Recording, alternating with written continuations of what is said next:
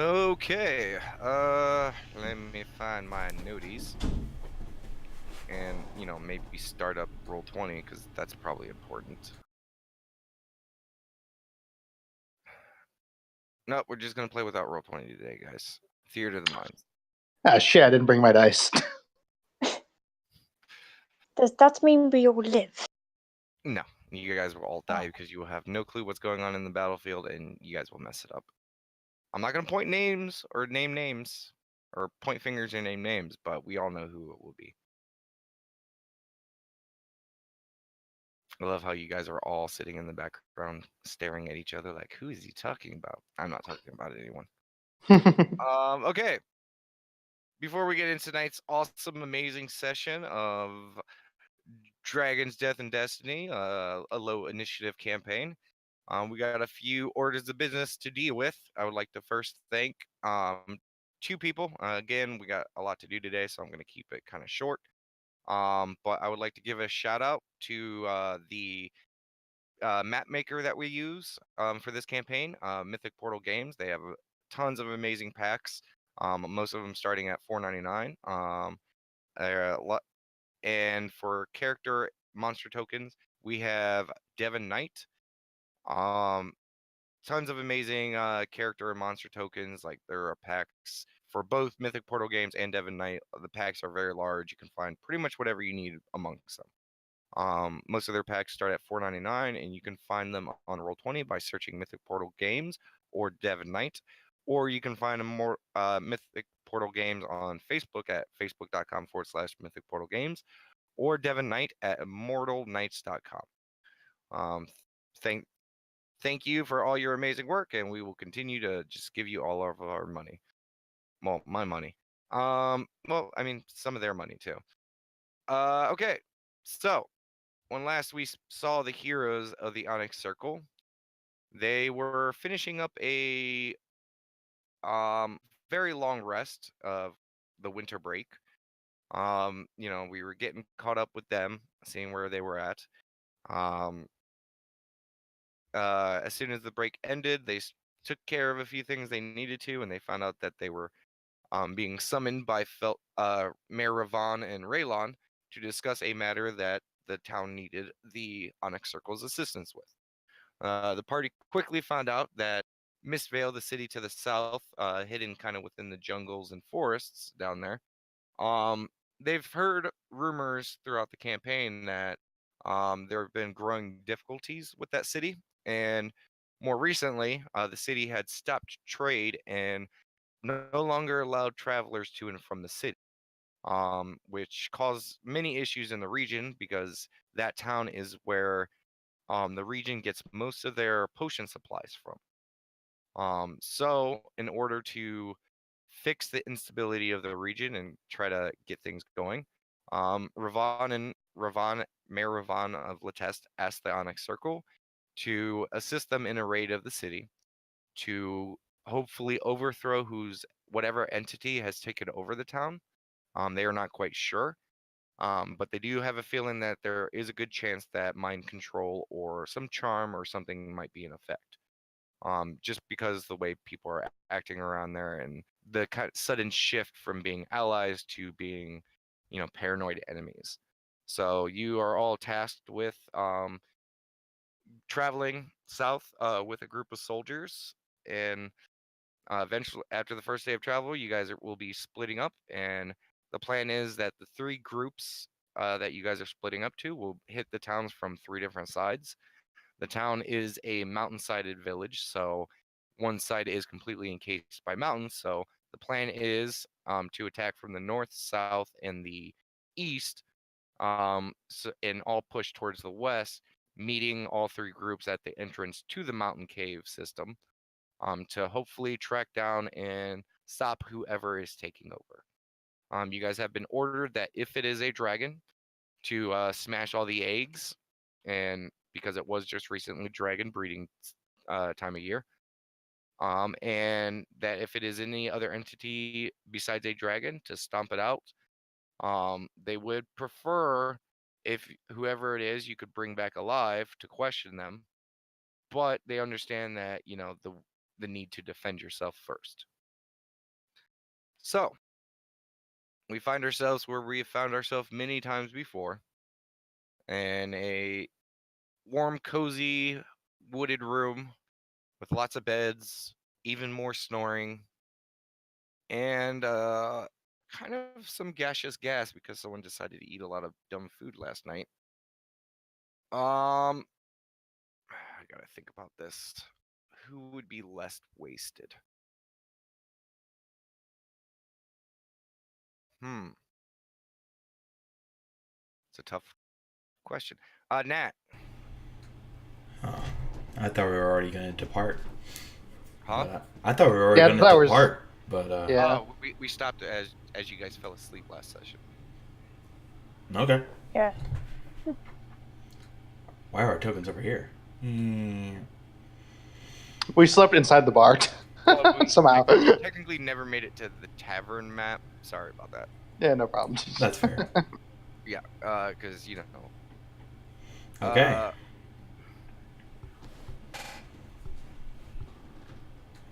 But Nat, you find yourself waking up to the snores of your allies and a little bit of stank going on in the room. Oof. She's like banging her nose with her hand, just like oof. And she pretty much gets herself up. Immediately, you see Sin sitting at his table, diligently working away. He has a clothespin on his nose, and he seems to be burning incense. Is the incense because of the smell, or is the incense the smell? You just see his small gnomish hand point out towards Daemon Ares' bed. She nods, like, okay. And almost on cue, as you glance over to Daemon Ares' bed, who is face down on his bed, just snoring really loud, you hear him. Nat gets out of bed and covers her nose. Yeah, it's pretty rank. And Nat just gonna, get ready for the day and then just get down to the bar. Okay.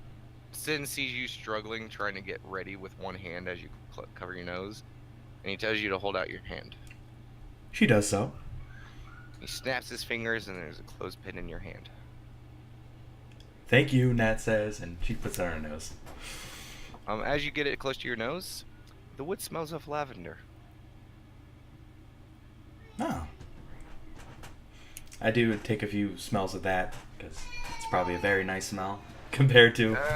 kind of mixing in. Yeah, oh, fair enough, okay. Yeah. I put the pin on. And I continue to get ready, unhindered. You start getting ready, and you start seeing Ruria stir. Okay. Gonna say, do I need to smell or am I okay with the smell? Huh? Oddly enough, you're not as offended by the smell. Fair enough. Figured that'd be the case. You know, it's a big stretch.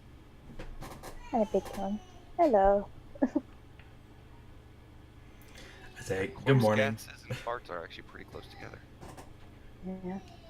Don't mind the smell, Nat says. What's the smell? I should just get up, get myself sorted, probably unhindered by the smell. Okay. And as you guys are getting up, you guys notice immediately a bright red ass hanging out of the bed. Oh god. There's Ares. I said red ass. Oh. Yeah, that's why I was like, oh. He doesn't really have pants on. He is completely butt-ass naked.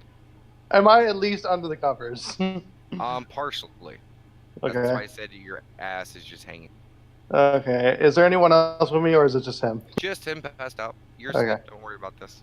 Okay. Yeah. Anyway, so Karen's Oh no, you're still asleep. Remember? Oh, I'm still you got asleep? challenged by Okay. Davis Aries and drinking. Oh, okay. When you stopped panning to me, I thought I was waking up. My bad. Yeah. I'm just pointing out what they're seeing. Nash chuckling a bit, looking at Ruria, just pointing to Conrad. Just. Huh.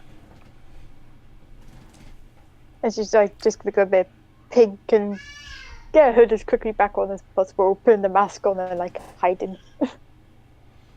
Yeah, those two are deep in sleep. Does it look like it's almost time to go? If Nat like looks near the window. Give me a nature check. Okay.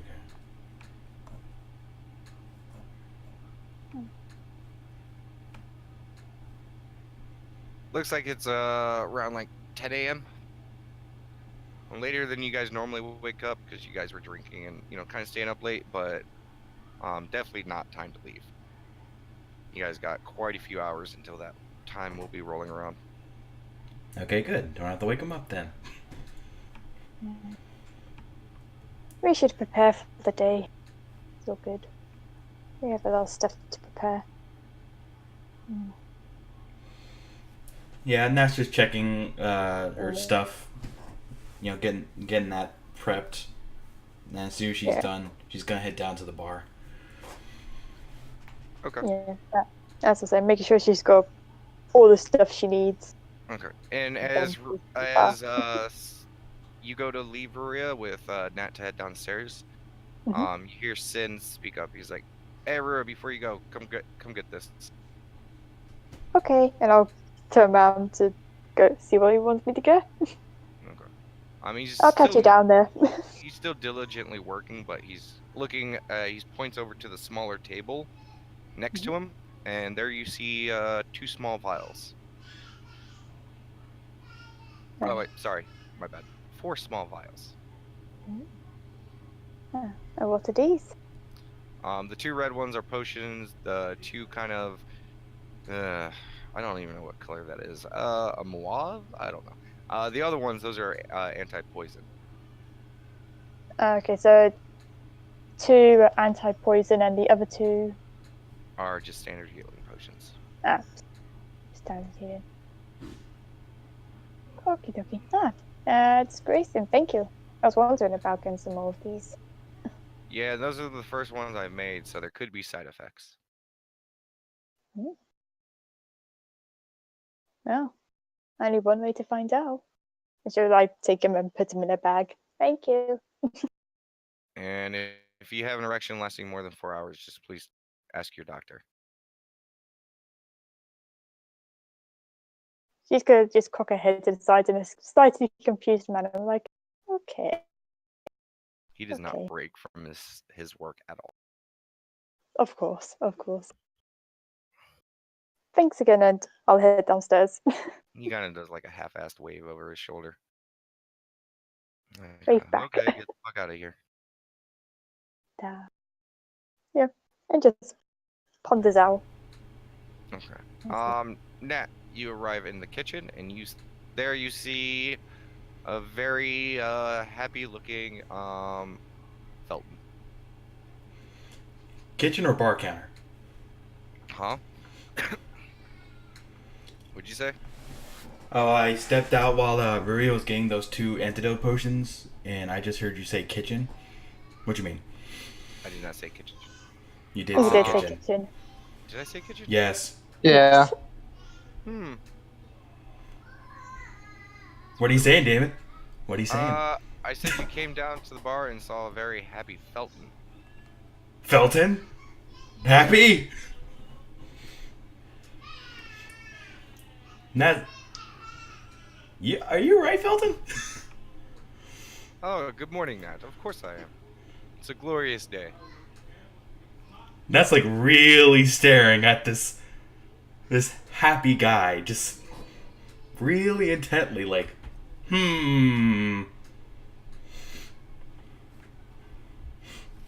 Could I get breakfast, please? Of course. And as you look down, Nat, your breakfast is right there. Oh, thank you. You're welcome, lady. Yeah, she starts eating her breakfast. It's standard, awesome, Latest squawking box, delicious food. Trying to distract herself by how happy Felton is. And at this moment, you see Ruria heading down the stairs as well.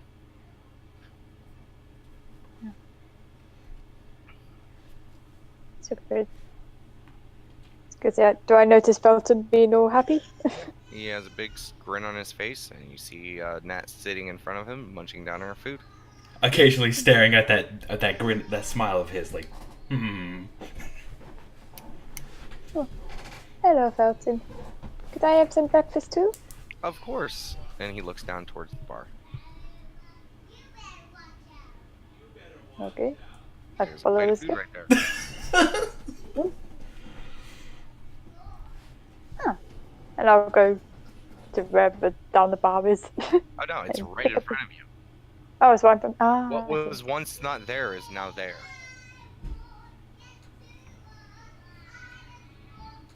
I love this place, and just starts sticking in. And it is a delicious breakfast. Wasn't expect anything less. Nah, it is so good. Nom nom nom nom.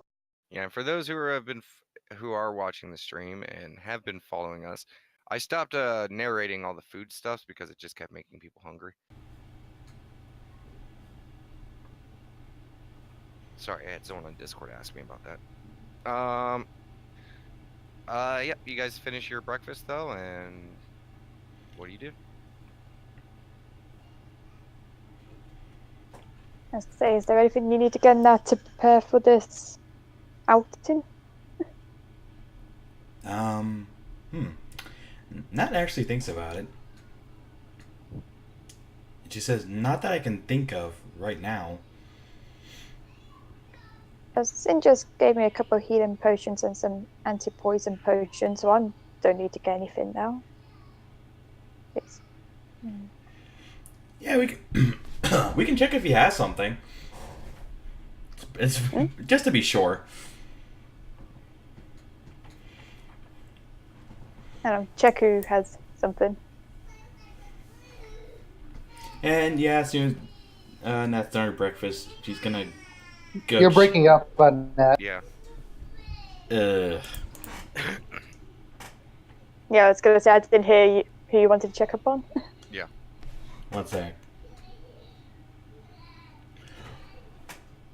Sorry about that, guys.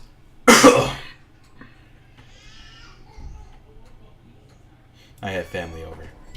I hear that. Yeah, I said Nat was gonna check out the toe in the hole for those, maybe some antidote potions or anything. Yeah. Yeah. At the toe I in mean, the as hole. I said, yeah. Never mind. Yeah, it's like Sin just gave me 2, so I can always give you one if they don't have. Yeah, we can always see what potions they have, but I don't think they're going to have many given the situation. Yeah, probably not. I'll think about it, but we definitely can't. We can't leave yet. So. Yeah, true. Okay. You hear a very large thud coming from upstairs.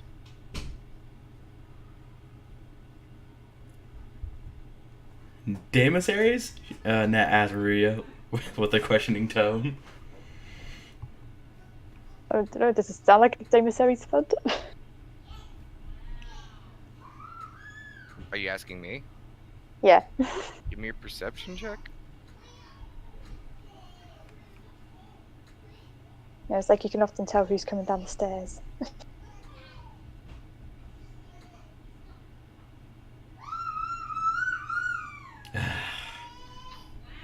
I mean, you can tell kind of where it was coming from, but to tell if it was Demissaries or something else, kind of hard to say.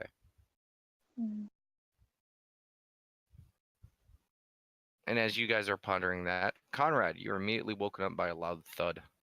Ow. Your brain is pounding a little bit.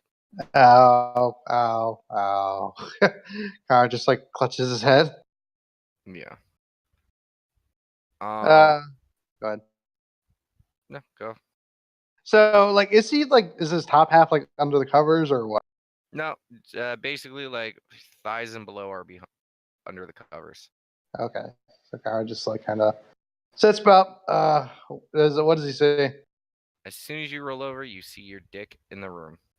No, he puts the blanket over him. But as soon as you quickly cover up your vanity, you see a very large Janissaries out of his bed, slowly like kind of worming his way towards the door. Oh Jesus! Warning, emissaries. What warning? Morning. That's what. Oh, Sorry. warning. Oh. And he just continues to warp. I actually did hear you right. Janissaries didn't. Ah, okay, my bad. Yeah. Kara just like clutches his head. And he looks for his clothes. They're right by your bed. Okay. You're missing. Damn it. Kara gets dressed. You Looks get dressed. around. Give me a perception check. Yeah.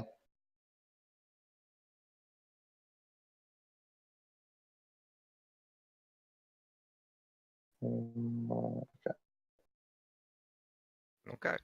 You search and search and search, and eventually you find it underneath of Riz bed. How the hell did he get here? Kara puts it on. Okay. You're fully clothed. Is there anyone else in the room now? So There is sin in the legs of Janissaries exiting the room. oh wait, okay, yeah. Sorry, Janissaries. Wait up, I'm gonna come downstairs. At this point, his feet are just creeping away from the door. Like he is on the ground worming. Oh, I thought you said he was walking out. That's why I Not was worming out. Okay. Janissaries, you all right, buddy? Need to piss. Need help? No, I think I can hold it myself. Okay. He's just kind of walk over him, I guess, and go downstairs. Okay. I mean, you're pretty acrobatic. You just jump. It'd been really funny if I made you roll and got a natural one. Okay. Yep. You jump over him, and he's crawling his way into the bathroom. Mhm.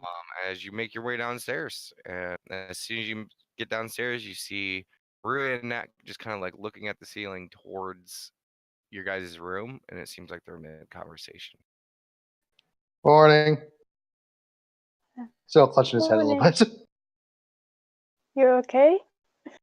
Yeah, just a little hungover. Oh, there's a magic spell to cure this. Was that Fud upstairs, you? No, that was Janissaries. He's crawling to the bathroom.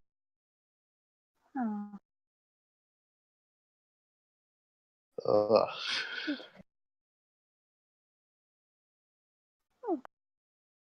Ugh. So does he see anyone at the bar? Yes, you see Felton there. Morning, Pelton. Good morning, sir. And he has a big grin on his face. Mind if can I have? Actually, I might just want coffee only. Of course, sir. And he looks down towards the bar. Looks in front of him. You have a full breakfast plate, a cup of coffee, and another glass. And it's almost like it's one of their shot glasses filled with a brown liquid. Oh, thank goodness. Thank you, Clearly Pelton. not coffee though. What's this? Oh, that should help you with your. And don't worry, I'm not Lady Cat. It won't put you out for a day. Okay, thank goodness. And he takes it. It's very herbally. It's a little harsh, but not like disgusting. Mm-hmm. Kind of like earthy, dirty, kind of like herbally flavor. You Gotcha. drink it down. Not the best tasting thing, but I mean, you don't feel anything immediately. Definitely an interesting taste. He's kind of like trying to wash the taste out of his mouth with water. It always is, sir. Yeah, so he'll just kind of nurse the coffee and just kind of slowly wade into his breakfast. And after about like 5 or 10 minutes, as you're munching into the food, you don't know whether it's the food, the coffee, or the weird drink, but the pounding in your head starts to subside. That's much better. Yeah, I think I'm gonna just might have just lower than average connection today. Just fair warning. Okay. You think it's gonna affect the stream? No idea. Okay. Could someone keep an eye on it for me? Shadow. Okay, you got it. But Nat does see Conrad, right? I mean, I'm sitting right next to it, so yes. Yeah, Nat says to Conrad, you seem to sleep pretty comfortably. He goes right at that. It goes redder. Yeah, sorry. Nat does the cat-like grin like she knows. He's kind of avoiding your gaze right now. Like, he's like, you know. I'm trying to get back in his gaze, like, you just looking at him. I'm just making fun, poking fun at you, Conrad. I guess. Conrad, roll for shame. No. But you start digging into your breakfast, and at this time you guys hear some very large footsteps coming down the stairs. And some soft footsteps coming down the stairs. Who could it be? Nat says. You see Daemis and Sin coming down the stairs. Oh, of course. How you doing, buddy? Conrad looks at Daemis like, how's he looking? He gives 2 thumbs up. That's good. That's better. Morning, Sen. Morning.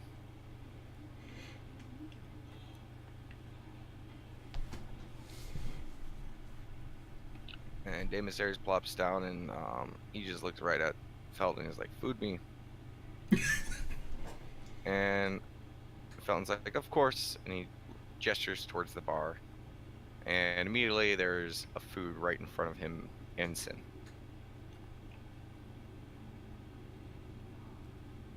Funny thing enough, you guys none of you see the food appears. Mm-hmm. It's just out of the corner of your eye, it's just not there, and then you look over at it, and it's just there. Out of curiosity, because I imagine the first time Conrad just like was too hungover to care, but I meant about this time though. Would there be like a perception check to see if it was like instant quick, or what would kind of be to try to guess what it is? I mean, to guess what it is? Yeah.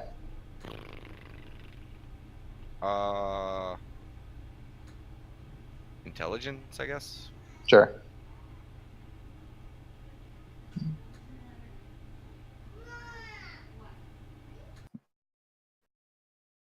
Okay. It seems to be in response to whatever Felton says.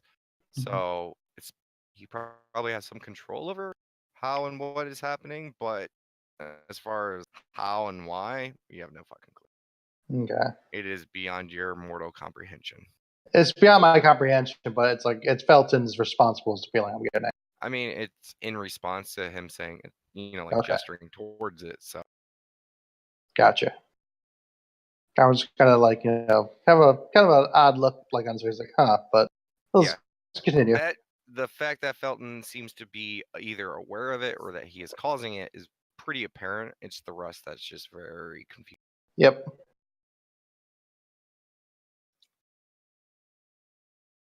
But you guys finish your guys' breakfast. It is delicious, and you guys are all just sitting there. So we got some time before we got to get going. I'm pretty much prepared. Does anyone else need anything? Kara looks at the group. Nat shakes her head I now. mean, Demissaries gives you 2 finger crossbows. Kara I'm nods. good now. And you look I'm all the good way now. down at the bar at Sin, and you see a very small gnomish middle finger. Okay. About what I expected. It's like you see Daemisarius, this massive form, and you kind of have to lean around him, and as soon as you lean around him, you just see the little gnomish middle finger. Yeah, Kyra just goes like, yeah, that's kind of what I expected. Okay. And around this time, you hear like across the ceiling, and then to the stairs as you guys see Daylock rushing down the stairs. Hi, bye, and out the door. Oh wait, Daemisarius. That Yeah, Kyra just like after he already leaves, Kyra's like just meekly lays his hand. Hi. And Felton goes, "Oh, it looks like someone is in a hurry this morning. You all seem to be active." Yeah. not more than him. She nudges, points at Daylock, who just ran out the door. Seems you're all busy with something. Was there something going on? Not much. Oh, Kyra just kind of yawns. Oh, how you been, Felton? Oh, good. Yeah, you seem like a good. Away today, so I get the run of the place. Oh, okay. Is that what's making you happy? And you see his smile almost turn into an evil grin. Oh no. Yeah, Kyra looks a little worried at that.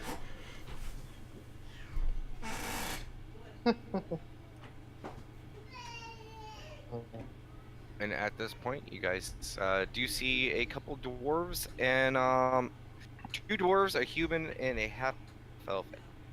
Do the 2 dwarves look like the dwarves that Daemisarius brought before? They do not. Okay. I was going to say they recognizable in any way. Go ahead and give me an intelligence check. Okay. Who? Well, the person who asked.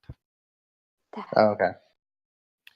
I mean, you think you may have seen them before, either at a fight night or one of the big bar get-togethers or something like that, but you have like no interaction with these people, and the other one you've just never seen. They're both very distinct-looking dwarfs. They're both, well into the years, but they come in with the human and the half-elf, and they just go over to the table and start munching on lunch.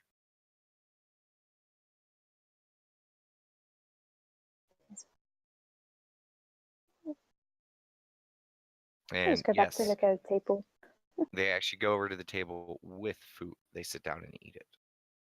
Oh, so they brought food with them? Yes. Okay, interesting. And after a few moments of them like getting into their food, start picking at it and stuff like that, they raise their hand and Felton goes over and they place a drink order.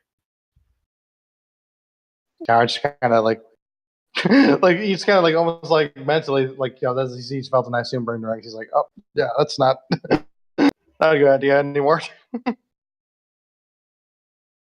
Like it's just like that mental gag. Yeah, at this point, between the staggered wake up times, breakfast, and things like that, it's probably around like 12, 1-ish. Yeah, out of character, we have wait till dusk, I believe, correct? Okay. All right. You guys got a few hours if you need to take care of any last minute things. Yeah. Okay. Just for the sake of brevity, I'm just gonna say this out of character. Like, do any of you guys want to do anything, or do you want to just skip? I mean, you could easily have done that in character as well. Say if I can skip a couple hours in game. No, I meant like just ask them if they need anything. I did ask that. I know. Yep. It's just. You said we were good. Okay. Okay, so you guys are all good? Julia? Mm-hmm. Yeah. Okay. Well, I've been sorted in the first 30 seconds. Yeah. Okay, after an hour or so, the group who came in eating lunch, they leave. You guys continue to wait, drink water, things like that. You guys get towards around like 3, 4. You guys have like a quick little dinner. And you see the sun starting to drop down a little bit. You start seeing like the oranges and reds starting to appear a little bit more, and you guys assume that it's getting towards the start of dusk. All right. At this point, there are people coming in for like dinner services. All right, Kyra will just kind of, I assume, just kind of He'll just get up. It's like, okay, guys, let's get. Jameson puts both of his fists up in the air and like, woo! And he gets up. Ned also goes woo, but also uses her arms stretch up into the air to, pretty much do some stretching. Like, Just take a deep breath and be like, okay.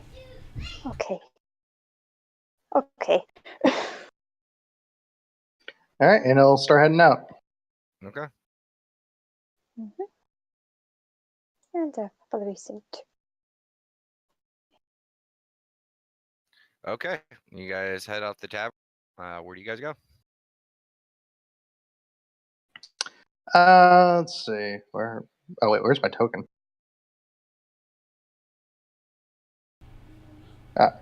I assume we'll just kind of go head south, maybe to the guardhouse, I believe. Yeah, it's like we still needed to get the guards for our company, so to speak. Mm-hmm. Okay. and don't we also need to wait for Daylock? Nat says. Well, no, they're kind of just kind of whisper. They're going to with another group. Remember? Okay. Okay. As you guys begin to make your way, south through the town, going past the market, you do see Welton in a group of guards, going through the market, away from the guardhouse. Okay, I'll probably kind of try to follow them. If he can, he'll try to get his attention. Okay, that's no problem at all. You Okay. run up, like, well, and he's like, huh? And he looks around. He's like, oh, and he says something to his guards, and they all stop. Mm-hmm. So after he catches up with them, hey, are we ready to go? Of course, we're all gathering over at the gate. Okay. Mind if we follow you then? Of course, you can join us, and these are actually the fine guards who will be joining you on this trek. Anyone I recognize, say it. You do recognize 3 of them. Okay. Actually, you at this point, you guys have seen, or at least had with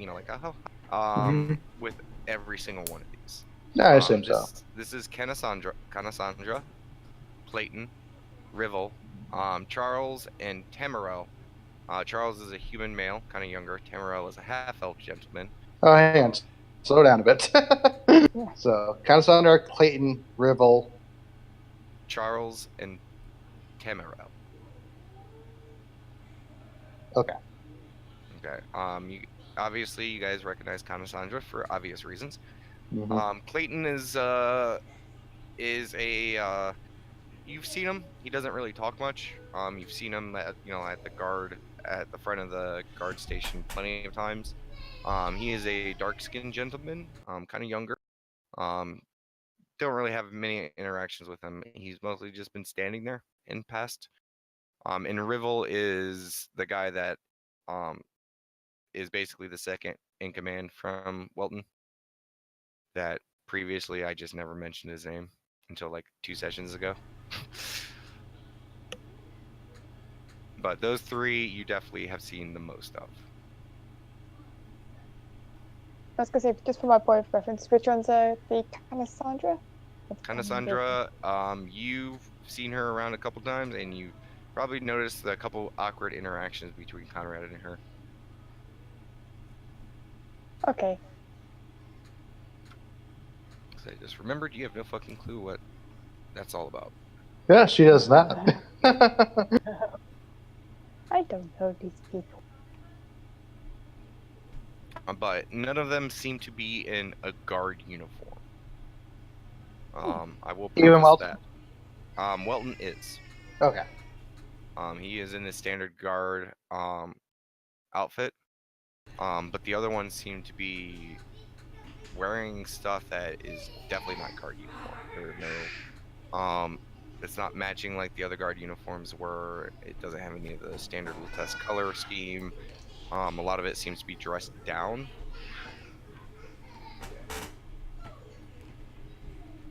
And a lot of the stuff seems to be a little bit more worn and a little bit more, it looks like personal stuff. Gotcha. Okay. Yeah. So not like standard gear, but like their own kind of gear. I mean, some of them do still have armor. It's just not guard armor. Gotcha. And Kanasandra is not wearing any headgear whatsoever. Okay. Her red hair is flowing in the air. Okay. L'Oreal, because she's worth it. And I assume we'll just follow them as we go. Okay. You guys continue to make your way towards the gate, where you see quite a few horse-drawn carriages. And by them, you guys do see the Imperial Guard. There's a group of them with a gentleman standing in front of them. You also see the Platinum Band, who is with a group of Town Guard. And they all kind of look over as your group is the last one to arrive, and they just watch as you guys approach. Okay. And as you guys get close, Raylon kind of like chuckles. He was like, "Oh, about time you guys showed up. I was about ready to send the wee one over here to come gather you all." Alright, got chuckles. Sorry for running late to the party. Oh no, you guys are actually on time. It's just military folks like to arrive early, and he kind of like head gestures towards the Imperial soldiers. Fair enough. Kara says.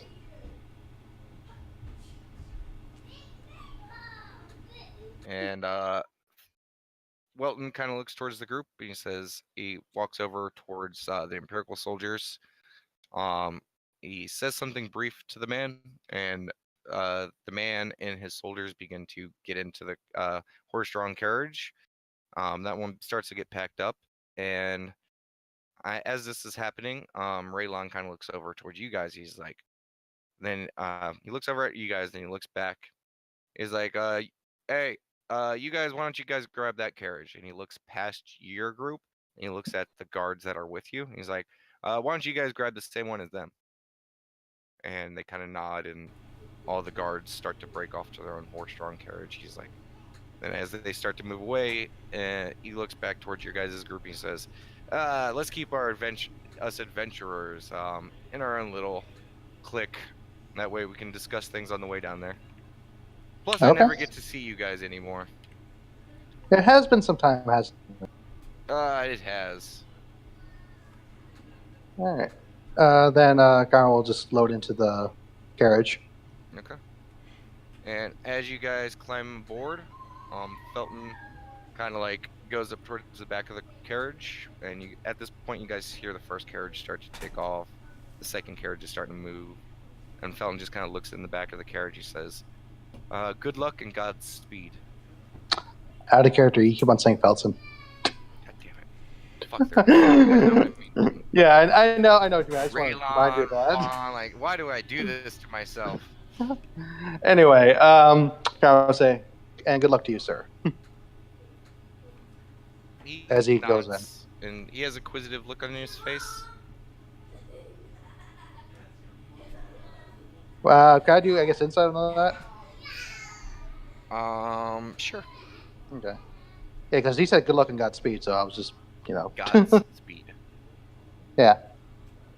Remember, we're in a world with multiple gods. Let's see, insight, yeah. Okay. You just asked a man who's going to be safe in town to, good luck. Wait, Welton? Yeah, Welton. I thought he was, I don't know, maybe I was, No. yeah. He's staying at Lateste to hold up the guard. Maybe I must have written that. Okay, never mind.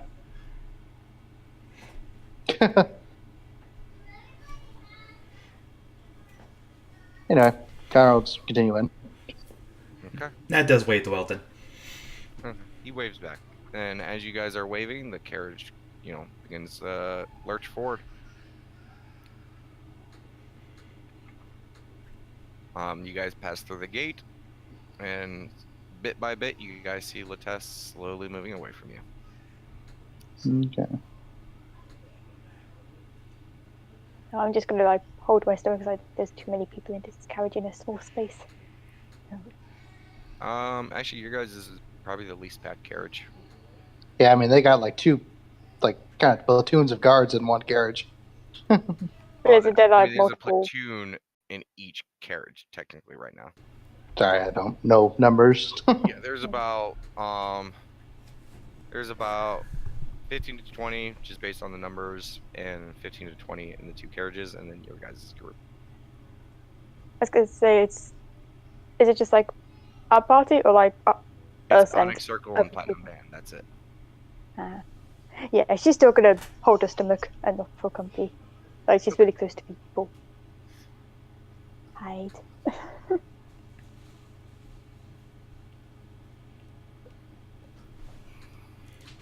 That does give her a few pats, like pat pat.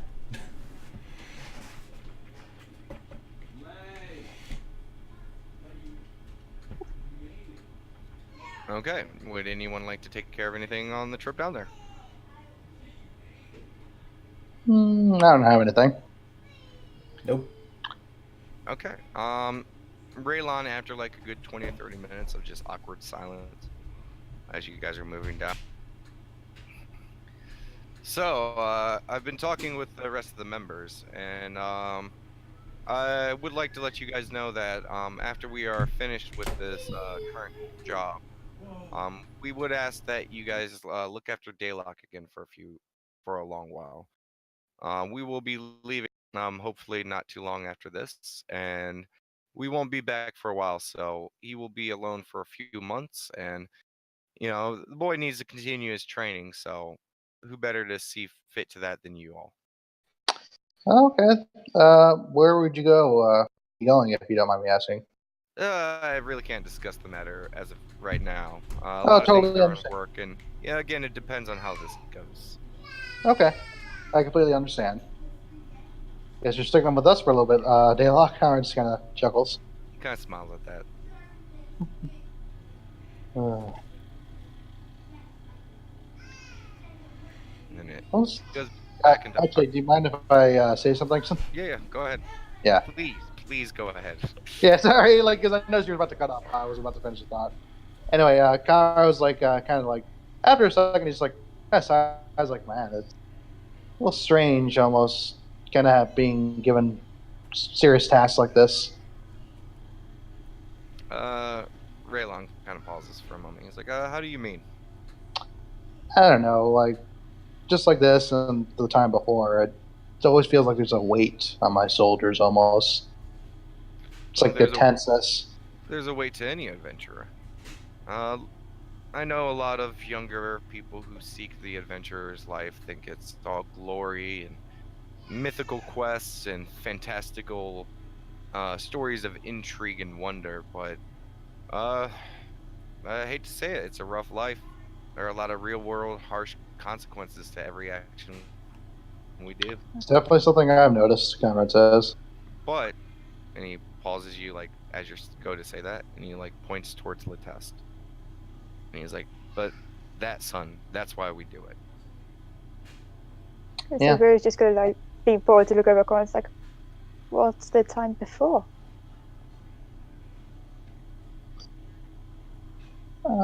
Carlos kind of let that hang in the air for a minute. And then he'll just kind of say, how long have you been doing this, Raylon, by the way? Oh, myself? For many years. Probably at least a good 40. Oh, wow. Makara just kind of looks like, I was kind of surprised at that. Wow. You definitely are experienced then. Of course. Anyone who lives this life and makes it to my age, they have to be. Mm-hmm.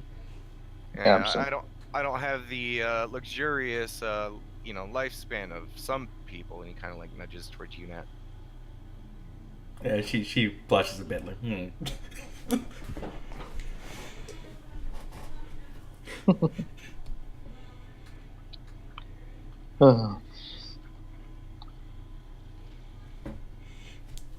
mean, I still find it weird I'm going against living people. Yeah, I would imagine so. Yeah. Conrad just chuckles.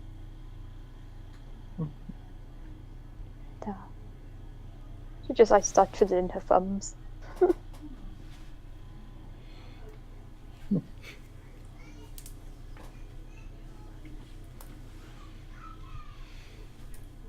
And there's a few moments of just awkward silence before Raylan speaks up. He's like, "Oh, you guys need to relax a little bit." Yeah, we What do you do. suggest? Just think about all the good you're doing. Keep that goal and focus in the back of your mind at all times. Because if not, and you constantly worry about the situation at hand, you'll be screwed anytime you walk into things because your head is too high up in the clouds, worrying about nightmares and dreams that may exist there. Conrad just kind of like kind of winces when he like mentions like nightmares and dreams like that. Yeah. You can't tell, but she winces too.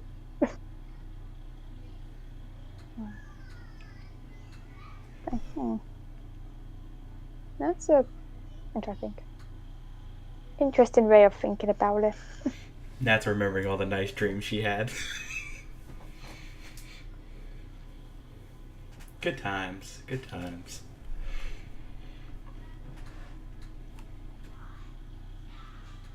Okay. And the carriages continue to pull along. Night does quickly find you guys, but you guys are going at an accelerated pace. It is kind of a rough ride down there. These carts are being pulled a lot faster than normal. So it is a little bit rough, but after about like 5-ish hours, 5-6 hours, you know, it is well into the night at this point. You guys eventually make your way towards the forested area. The carriages pull up into that, and eventually you guys find yourselves in the carriage and the road gets really rough, and you kind of like poke your head out and you see that the carriages are turning off the road and into the forest. And Raylan kind of opens up his eyes. He was kind of doing an old man nap, and he kind of looks out. He's like, "Oh, I guess we're arrived." Okay. Conrad, like, I see we stop at this point. Yep, and just a couple more bumps, and you guys come to a halt. Conrad gets out of the carriage. Okay. You all make it your way out of the carriage, I assume? Yeah. Yeah. The Onyx Circle and the Platinum Band get off the carriages.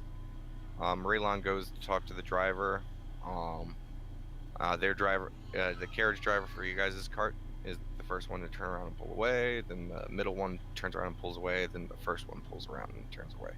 And they begin to make their way back towards Latest. And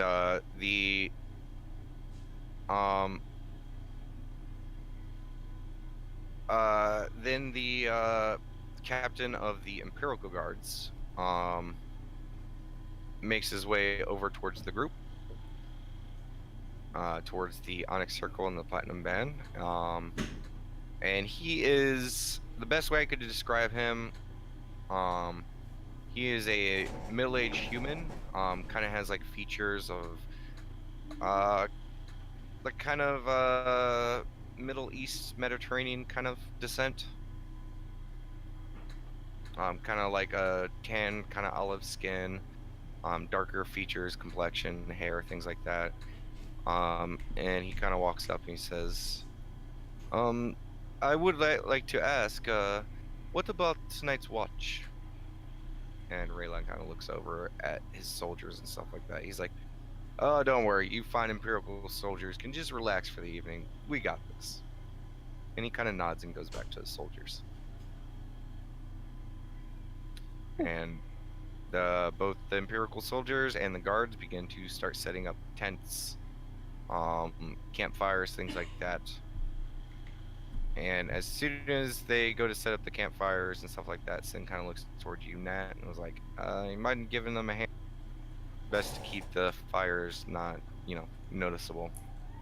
Yeah, I got it. She helps with that. Okay. A couple of them are like kind of weirded out why this elf girl runs over to their fires with a flint. Like, we were gonna do that, and then you use it. Boop. Oh. Because at first, if they're by the campfire, they don't notice what the fuck is going on. A lot of them don't realize about it until they walk away. Oh. Yeah. One dude goes to get more firewood. It's like, oh, that's weird. And it's like pitch black. Can't It's like, see what the the fuck? Yeah. But Raylon kind of points out an area not away from the rest of the soldiers, but kind of on your guys' own little thing.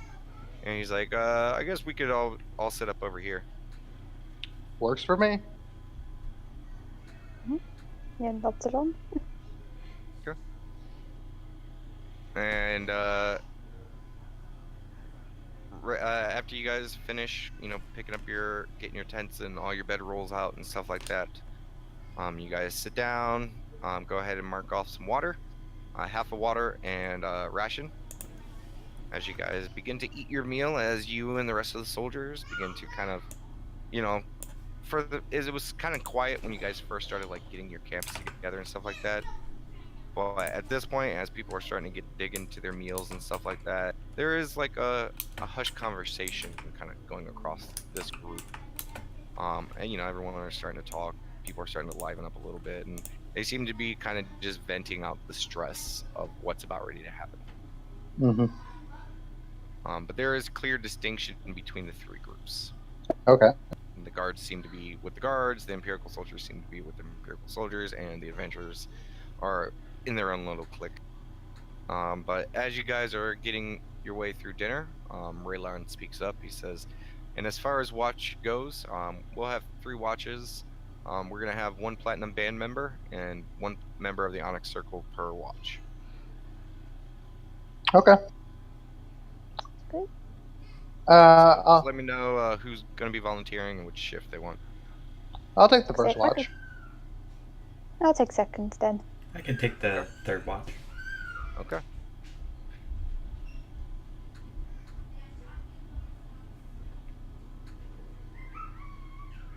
Okay.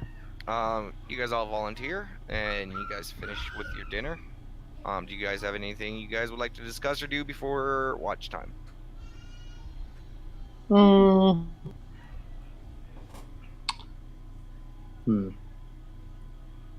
No, I'm good. I am good. Yeah, I think I'm good too. Yeah. Okay. Okay. Eventually, like all the guards begin to, they begin to start putting out lights and stuff like that, and they seem to be getting ready for bed. Eventually, Raylon's like, okay. So we're gonna head to bed.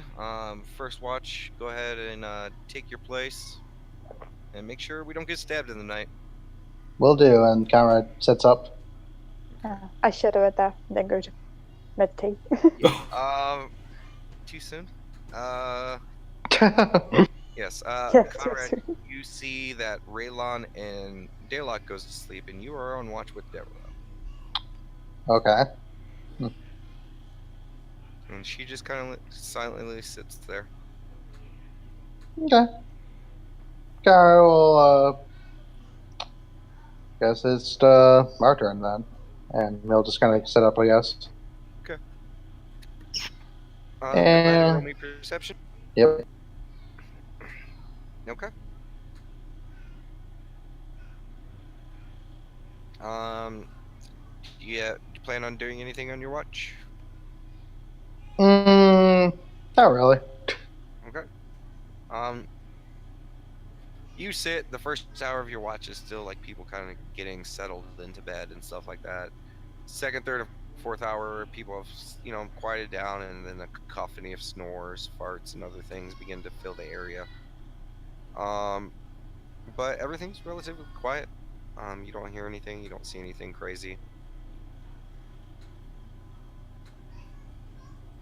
Okay. But on the fourth hour, you hear a very familiar sound Oh goddamn! Is that like flapping wing? of light flapping wings, very faint. Hmm. Seems to be a good distance away from you. to the west. Kara will just kind of look at Demriel. He'll, do you hear that? He'll gesture that direction. She kind of like was looking away from you and like just kind of closes her eyes and turns her head and looks towards you. I did not hear a thing. And then he'll just keep an eye on it. Ear. But, Here, yeah. I mean, it passes by heading west. It seemed to be heading from the north from where you guys were heading, or from where you guys came from, and then seemed to hook west. So, so it was kind of like here, then it went, hang on, get the ruler.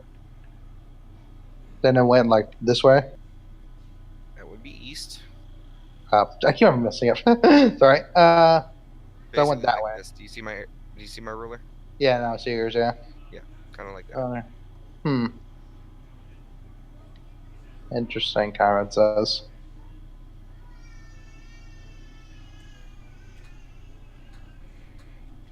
Yeah, he just kind of has like a worried look on his face. That's all he has. Okay. But the rest of your watch goes, and there's no other noise or no anything else. And eventually, Demerel goes to stand up, and she goes towards the Platinum Band's tent. In a few moments, you see Daylock coming out. Okay. And then he'll get Nat, I guess. Oh no, Ruria was the second. Ruria. I was the third. Oh, Rory, my bad, yeah. You go and wake up Nat. He'll get and her. she's like, get the fuck away from me. He'll wake up Roya. Okay. And then Except right for before he the only good leaves, he said, I heard something, and then he'll kind of describe what he heard. Okay. You do so. Yeah, like just keep an eye out, and I'll also describe the direction it went as well. Okay. You give her all the details. I said that to him and Daylock as well. Him and Daylock? Sorry, her and Daylock. Okay. Okay. Alright, I'll keep an eye on it. Have a good night. Night. Kara goes to bed. Yeah, she'll make sure she's got a little mask on and whatnot. Just double check and then goes out. Okay. Daylock kind of wipes away the sleep from his eyes, kind of plops down next to the fire, and just kind of starts his watch.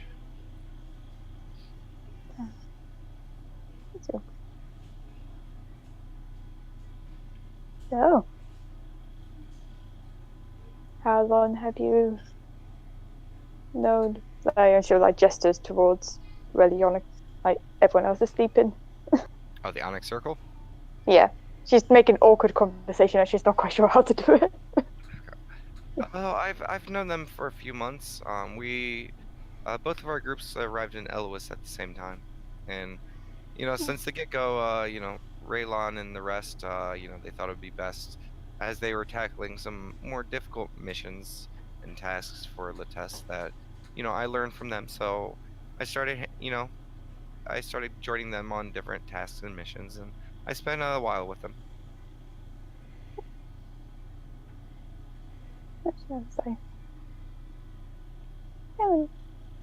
Interesting fun, I think. What was that? Ears broke up really Oh. bad. Say that they're an interesting bunch, I think. Yes, they certainly are. But it seems like everyone in Elois seems to have a certain, he just kind of pauses for a second, like, uniqueness to them.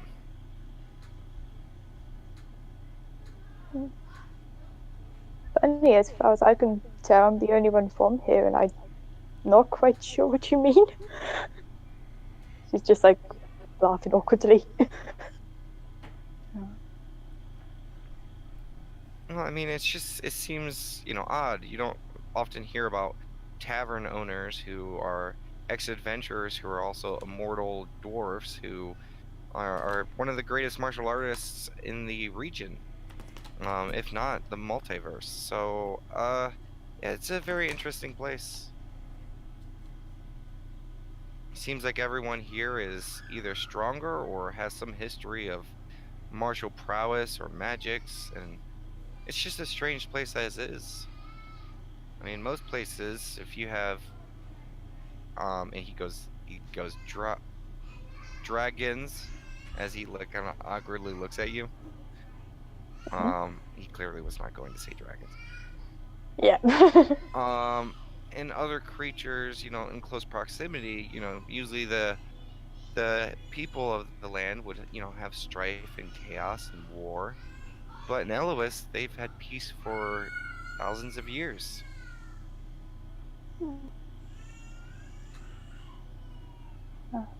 And everything out here is so dangerous and deadly, but the people thrive here. It's strange. I was gonna say when you was going to say drow, but obviously went to say dragon. Was that more awkward for him because he didn't want to be like offend me type thing, or was he like nervous or scared about bringing it up? Insight check. Yeah.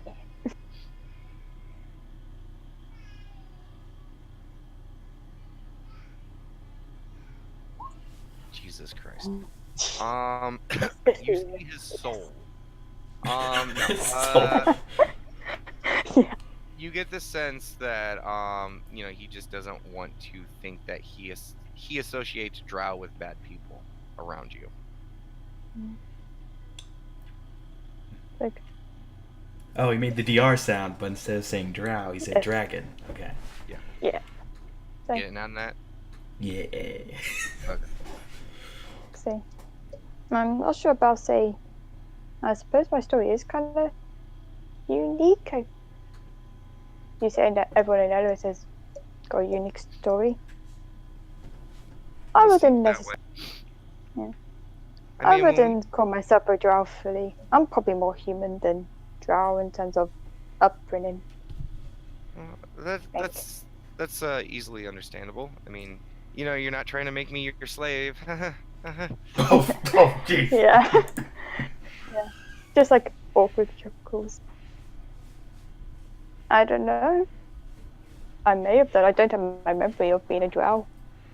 I was adopted by a human, so. And he taught me everything I know about the Raven Queen. Maybe that's my unique thing. Trying to like awkwardly laugh and shaking it off. Yeah. Well, regardless of the situation, I'm happy things turned out the way they did for you. Yeah. Thank you. My precious baby. The two cute, awkwardly social people are trying to have a conversation together, neither wanting to offend the other one. I must admit though, when Conrad told me about your group, I was kind of scared. But it will seem nice. Well, I mean, you know, they're, especially Raylon, he's an aged adventurer, so, you know, he's seen a lot in his past, so, you know, he has very kind of strict guidelines and viewpoints on the world. But, I mean, I hate to say it, he's usually right about things. Yeah. My dad told me about drow. Yeah, they're not good. No. Yeah, most of the Platinum Band tends to be, or the Platinum Band Council tends to be, I hate to say it, but there's a lack of the better word, perfect. So I'm used to being told how the world is, and I keep finding that it seems they just always seem to be right, which is kind of sad in its own right. If you believe in your own convictions, that's the main point, Finn, I think. Like, I believe I'm not a bad person. I hope I'm not a bad person. She's just like thinking about it or something. Like, He says, hey. He goes and he's like, "You're not."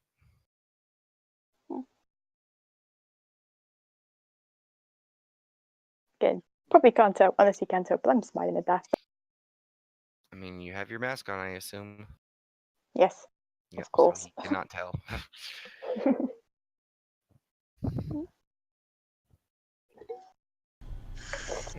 Now he looks into your soul. To the mask. Is that enough for the awkward conversation between the two? Yes. Yes. I assumed after this weird conversation, you guys were just gonna go back into like a couple hours of just silence. But after a couple hours, you begin to see the sunrise.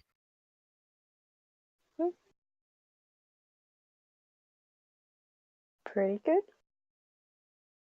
It's time to wake up the others. Oh no, there's gonna be another watch as well. Yeah, that's what I'm saying. Is it time to wake up the other watch? Oh, I don't know. okay. I thought you were asking Daylock like if it was time No. to wake everyone up. No. Yeah, after the sun rises, there's about like another 40 or so minutes before it's like, okay, yeah, it's probably time to wake the next watch up. It's all good then. And as you guys go wake them up, you guys do notice a few guards and soldiers like kind of getting up, you know, presumably to take a piss break or something like that, or just to get up, or some of them are like disturbed by the sun. But for the most part, everyone's kind of still passed out. Really good. I'll just like gently walk shut and Nat on the shoulder. Yeah. You climb in her tent to poke her on the shoulder. Yes. Nat, you wake up and there's a person right in front of your face. Yeah. She's like, she plays a bit like. You guys constantly underestimate how small these tents are. No, but you I know how small these tents are. Yeah, they're pretty small. Okay, but you wake her up. It's like, okay, I'm up. Just get out of the tent. It's very small. Yeah, and she'll just turn out and go back into her own tent and do a meditating thing all over again. Okay, and as you're waking that up, you hear a very, not super loud, but a, oh, is that time? Oh, of course, young one. Just give me a moment. Hey, did Rui not roll a perception check? Actually, I didn't know. Do you want me to do that? Sure, if you wanted to take a watch. Oh, I imagine that's what we were doing. Sounds like you're Yeah, mostly she was on talking. watch. Yeah. Fair. Okay.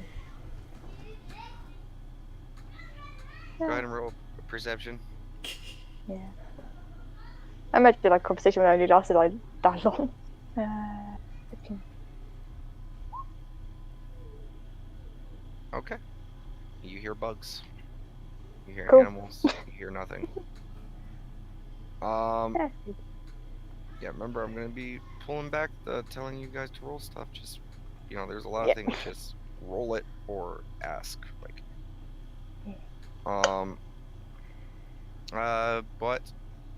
Net, you wake up as Maria does not say anything and just disappears back into her tent. And then you see Daylock sitting out there.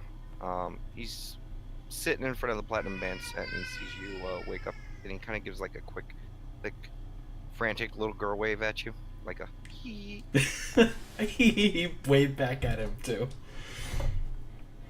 And he sees Rhea kind of disappear in her tent, and he just kind of goes over to Net. And he's like, we didn't see anything on watch. Okay. Now get to sleep, you. Interesting. But of course, I'm just waiting for Raylon to get up. There's not a lot of room for someone to, you know, go to sleep and get up at the same time. Fair enough. And eventually, you see Raylon step out of his tent. He has the lower half of his armor on, and he has like an undershirt on the top, but that's it. Like, he's not fully armored out yet. Unlike Conrad, he's actually wearing pants. He is wearing pants. And for the first time without his armor, you actually get to see the body of Raylon. And for his age, he is fucking fit. Like, he has kind of like a smaller framed body of Damasaries when Damasaries hits like his 60s. Like, he is solid. I can respect that. Okay. But I do head to my post. Okay. Raylon kind of pats Daylock on the shoulder. He's like, "Okay, get some sleep. See you when you wake up." And he walks over to the little campfire area and kind of just sits down.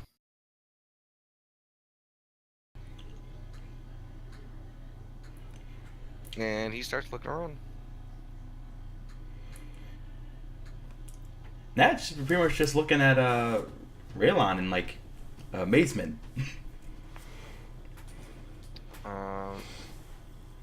He looks over at you. He's like, "Can I help you?"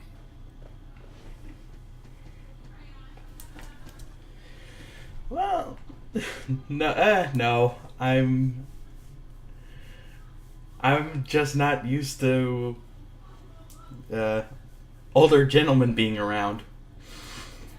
Oh, he looks very confused by that. Were there no older gentlemen in your village? Eh, none that were around me, or that lived, or that stayed. Oh, well, I'm sorry to hear that. It's alright. I had someone to take care of me, and I certainly appreciate it. Oh, you know us, old man. We're only good for complaining in our wisdom. So, I mean, as long as you have other people to get that wisdom from, I mean, hey, you get to miss out on all the awesome complaining.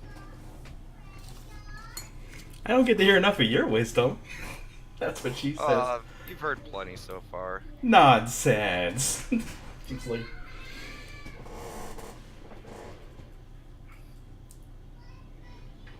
Okay, well, I have some good wisdom for you. Unless you want to really piss off a dragon, never, ever, ever compare their horde to another one, especially if it's smaller. It's like a dad moment. That's kind of enjoying it. And he begins to regale you of certain wisdoms, most of them revolving around dragons. We did fight a dragon recently, so this information is really important. A lot of it is very, kind of joking as well. Some of them are fair. just proverbs to not really be taken literally, but there's, kind of a hidden meaning behind it. It is very old wise man stories, but mostly relating around dragons or framed around dragons. That's fair. He mostly likes to slay dragons, right? The Platinum Band is known for dragon slaying. Okay, you gotta move, sorry. Nat is enjoying the conversations, though it does take a quick intermission from the wisdom to take a look around. Okay. Go ahead and roll it. You don't see or hear shit. About 2 hours into your watch, hearing these stories, you do start to see more and more soldiers start to get up and get ready for the day. It seems like the people are they can't sleep in anymore. The shifting night kind of messed everyone up, but a lot of people, especially the soldiers, are probably used to regimens, so they're just waking up. And about halfway through your watch, Raylan goes, "Oh, it doesn't seem like we're needed anymore. It was nice talking with you." It was very nice talking with you too, Raylon. Be sure to start poking all your friends awake. I'll get the Platinum Band moving. Gladly. He goes up to the first person and starts poking. And before we head out, just know that I'm going to need someone from the Onyx Circle. We're going to have a quick meeting between myself, Rivel, the Empirical Guard Captain, and we just need a member from you as well. Okay. She's I will nodding. send Daylock over when we need that. She nods at that and then starts poking the Onyx Circle, whoever's closer. Okay, I think that would be, going by normal tent setup, that would be Rui. And I know she's probably meditating or something, so she's getting getting extra pokes. Okay. Where are you poking her?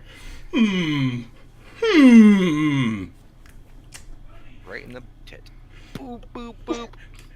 That is true. Ow! Yeah, let's do that. Okay, you just feel a harsh boob poke. Nat's poking blind, so. Slaps Oliver and just slaps it away. You see a very cheeky looking Nat just kind of crouched down staring into your tent. Get up. I know. Yeah, I do. Just the biggest sigh of relief. Nat smiles at that and goes to wake up the I next should, like, person. I should just turn to her chest and like, you poked me in the boob. My boob. Yeah. But you eventually wake them all up. Everyone gets an awkward poke somewhere. Oh my! Where do you poke Conrad? Hmm. Wait. Give me a second. I'll let you decide, David. I'll let you decide. No, I'm just because we knew how Ruya was sleeping. Okay, Conrad is currently face down. Can I roll for poke? I mean, you have a sleeping body in front of you. You can poke wherever the fuck you want. It's helpless. gave you the It's helpless then, so I get advantage. So yeah, I pretty much poke him in the back, pretty hard. Okay. You get a harsh poking in the back. Wake up, sleepyhead. Just poking him. Gosh. All right. No, Howard just gets up. Let me reload my poking gun real quick. Okay, who's next? The emissaries. How's he sleeping? On his back, snoring very loudly. I poke him in his abs. How hard? Very hard. Okay. He's a grown man. He can take it. Okay, you get punched in the face. Okay. I just Knew The it. emissary quickly snaps up because you just poked him right in his core of a large barbarian. So just instinctually he pops up and just clocks you right in the face. You suffer 5 points of damage as his large fist punches you in the face, almost dislocating or breaking your jaw. And he immediately goes, "Oh, sorry. You can't do that to me. Ooh." Well, she's like rubbing her jaw. You're certainly physically prepared. I can respect that. I'm trying to make sure the jaw's okay. Yeah, he rubs the red circle on his belly because he didn't think about your strength, and you said you wanted to poke him really, really hard. It's alright. It's alright. I just Nat knew the risks. He just kind of narrows his eyes at you. He's like, "I'm up," Okay. and he does that like I'm watching you thing. Nat's watching him too. And then he smiles, and then he starts getting ready. You take damage. What does he have to be sore about? He just took 1 point of damage. Oh, okay. That's fair then. All right, next person. Okay. There would be Sin. Nat knows that Sin's is a fragile little flower, so she just pokes him. Okay. Not too hard, just pokes him. Go to look in his tent, and he's not there. Sin? You're not gonna give me like you got them, and you hear that right behind you. As soon as I see him, I poke him. Oh, as soon as you turn around, he is butt-ass naked. Gnome cock just hanging in the breeze. Nat pokes him in the chest. Okay. Your finger goes right through him. Dang it. Nat, Sin has done the naked thing enough that Nat's just, immune to it, just... Yeah, And as long as you're up. The naked Sin fades from existence as Sin climbs out of his tent. He wasn't there. Do it. And he just kind of looks at you. He's like, "Go ahead, try to poke me. Am I real now?" Nat tries to poke him. Do you just slowly reach out and something? It's fast. It's like a poke jab, right to the chest. Okay. Yeah, you poke him right in the forehead. Okay, that's perfect. He said, "It's not really wise to poke a wizard." And he snaps his finger.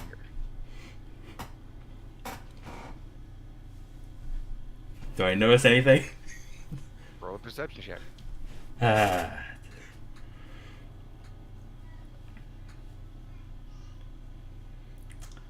I like proving him wrong. You're not gonna poke me. Poke. Boop. No, you don't notice anything. And he begins to pack up his tent. And you guys are all awake at this point. Yeah, I assume we're all up and packing up and whatnot. Yep. Conrad, Maria, give me a perception check. Okay. Okay.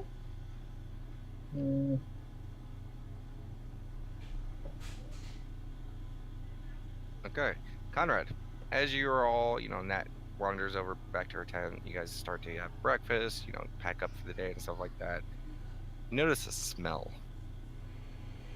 Kind of smells like shit. And using your keen perception, you kind of sniff it out and you look around. And as Nat is bending over to finish packing up her tent, you see a very large brown streak at the back of her dress. And Dang. Oh. God, it's like it'll just kind of like nonchalantly like try to walk, and then he'll just kind of tap her on the shoulder. Nat. Huh? Might want to. He just kind of lifts it like right behind her dress or something, and I'll walk back. Nat just sighs, just says sin. you have no clue what he's talking about. Wait, what? Nat tries to see what Conrad's talking about. Okay. It is on your butt. Have you ever tried to look at your own butt without a mirror? Yeah, true. Nat can't see it. Yeah, Carl, just sorry. Go ahead. Yeah. And Maria, you smell something, but you don't really can't really tell. But you do notice Conrad walk over to Nat, and then Nat starts spinning around trying to see herself, and freaking out. And in doing so, that kind of brings your attention to her, and you notice the brown stain as well. And for both of you, it clearly looks like Nat just shit herself. Yes. It looks and smells like she shit herself. Yeah, Nat, maybe you should just go sow some bushes over there and just clean yourself up. I'm just gonna walk over to Nat. I'm gonna take my clothes off, leaving my mask on, but take my clothes off and just put it over Nat and say, "Yay, bless you, Bella." Oh, dog sneezing. Wait, so you put your cloak on her? Yeah, just to give a bit of a decency. It's like, yeah, you might want to get dressed and just walk off. And Damus Ares is like, and you might want to clean that for Rio once you're done with it. Yeah. And Sin is just currently whistling as he finishes packing up his stuff.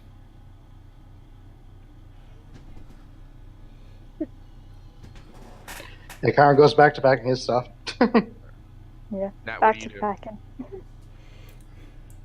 Nat goes to clean it up if it's an actual thing,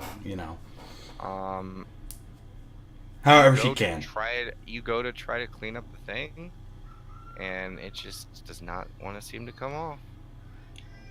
Nat says, "Of course."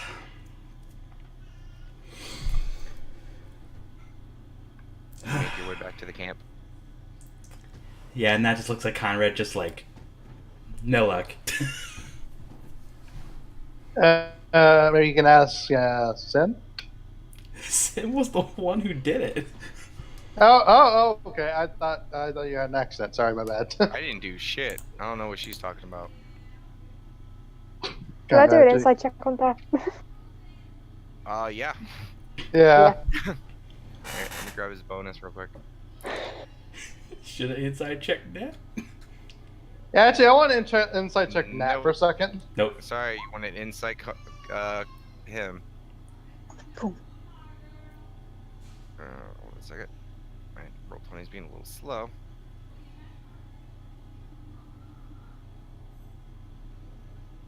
Okay, so that is a 31. Sure. 24. Okay. Conrad, where's your insight? Oh, sorry, my bad. 1 second. Yeah. He seems honest. Okay, and because Connor just goes like, He just says it like in a very like hey Nat, just I don't know, pay him some gold or something. He can probably help you out. That's like raised an eyebrow at Conrad, just like just. By the way, you don't even have to insight that. It's like clear for you. Yeah, it's clear that both of them think you shit your pants. Well, dress and stocking. You know what you have around your butt.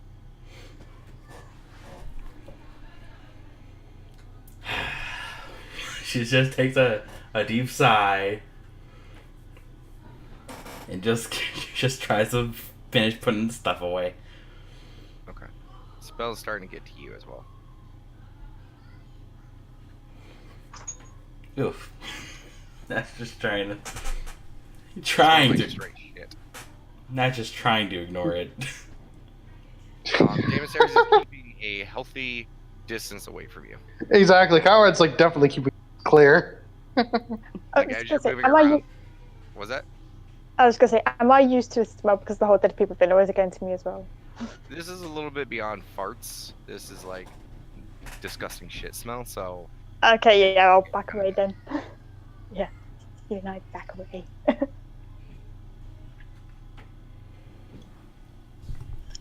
And as you're going around your guys' little camp area, like your party just seems to be avoiding you by like a good 5 paces.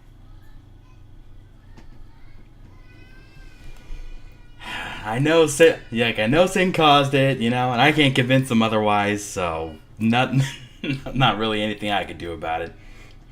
Sin continues to whistle, and eventually he looks at you, Nat, and he kind of gestures you to come over to him. Goes over. Kind of like wiggles his finger at you to come down to his level. I humor it. And he whispers in your ear, and he's like, "Did you learn your lesson?"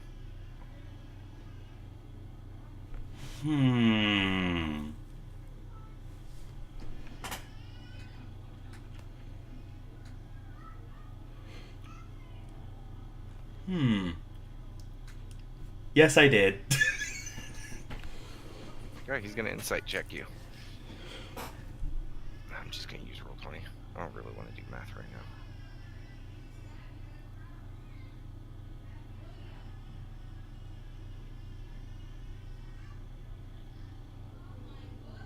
now. Okay. And he snaps his finger, and the smell seems to go away. He's like, just don't poke a wizard. I'm not saying this just because it's me. Don't poke wizards. There are far worse in this world than me. And he continues, getting ready for the day. Yeah, I lied this in. Out of character. Yeah. But you do get the sense that he's actually trying to teach you a lesson here.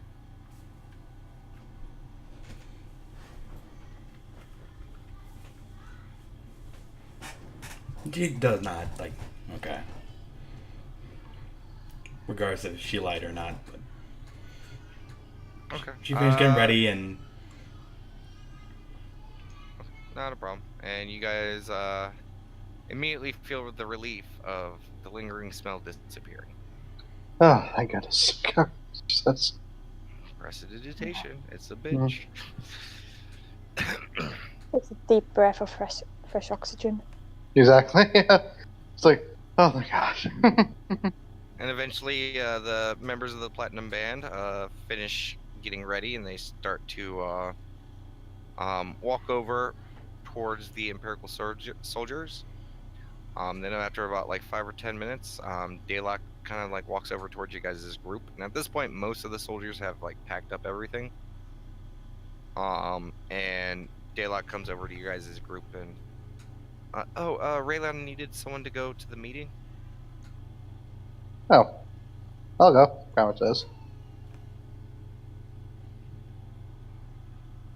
Okay. They're right over there, and he points to where they obviously are. You can see them from here. Mm-hmm. Yeah, Conrad. Actually, wait. I just realized out of character. It's just something else. Never mind. I just realized out of character that Nat never told anyone, so I should have said what meeting. Oh yeah, you have no fucking clue what he's talking about. Yeah, so that makes no sense. Yeah, what meeting, Dayla? Oh, there's a meeting to basically just go over the plan one more time. Just a quick little, you know, it's basically like a little brief for the leaders of each of the groups. Oh, okay. I guess I'll go. Aaron starts walking over. Okay. You go over there, and it is the guard captain of the Imperial soldiers, Raylon, and Rivel. And as you approach, they're like, "Oh, okay, now we can begin."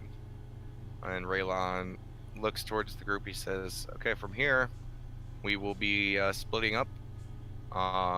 Daylock and Rivel, the rest of the guards, or sorry, Daylock and the Imperial soldiers, you guys will be heading out due west from here.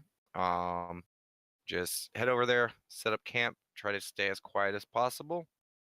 Your team probably will be the closest to Miss Vale, so your group is at the highest risk of being scouted. But due to our investigation, usually the scouts don't go out that far, so you should be good." Then he looks towards you, Conrad, and he says, "Our group will be moving down towards your guys' meeting point, or your guys' stopping point. And there we will pass you guys and continue along southward to make our way south of Miss Vale. Remember, our communication is lacking, so on the morning of tomorrow or the day after, that's where we will begin." Understood. Aaron nods. Wait. Did I just Wait, forget what? that order?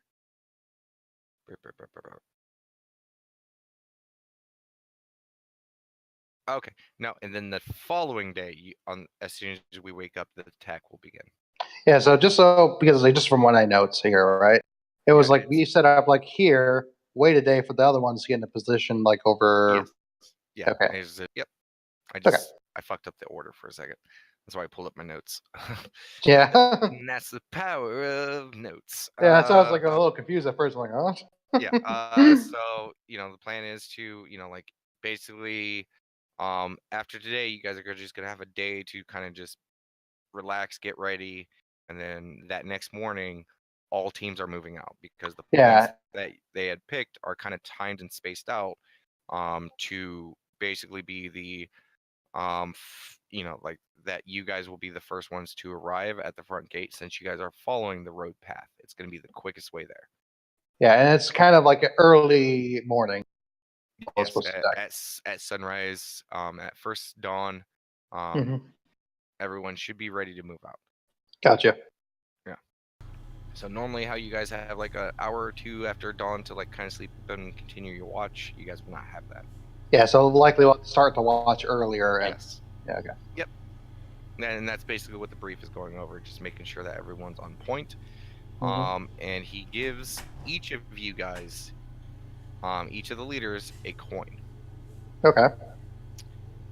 And he says this is a coin of Pelor's blessing. Sorry, this is out of character laugh. I know. But anyway, continue. Basically, the coin shines brightest at dawn, noon, and it fades to like a dark murky color at dusk and midnight. And so shines brightest at dawn. Yep. And turns murky at dusk and midnight. Yep. And he basically says the timing device is as soon as this coin, wear it out, make sure that you're looking at it the day that the attack is, and as soon as it shines bright in the morning, that's when you guys are going to move out. Hang on 1 second. And it's the only way they could synchronize the three groups. Yeah. All right.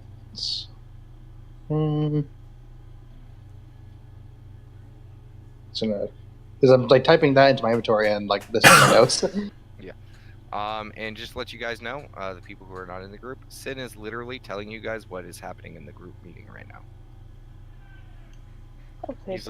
He's literally like, Ravon just said this, Conrad just said this. So the first shine on tomorrow essentially, we move out, all of us. Not tomorrow, the day after tomorrow. The day after tomorrow, I bet. Yes. Yep. Yep. And he just kind of looks towards everyone. Is everyone set in this? And the guard captain of the Imperial soldiers, yes. And he kind of breaks away and starts moving towards his people. And Raylon goes to say something and stops. And he looks towards you, Conrad. He's like, "You got it?" Out of character. What is he talking? Just saying, like, you got all the information. Good. Oh yeah, yeah. No, I'm good. Okay. Guess we can say goodbye to them. And he kind of like turns around and like looks towards the Onyx Circle where Daylock is kind of standing, and he kind of waves, and Daylock kind of hurries over. And as he goes to like step away, he turns around and looks towards you, Nat, and he runs right back over to you and just gives you a big hug. Daylock does? Yeah. Oh, that hugs him back. And he kind of whispers in your ear. He's like, "Be safe.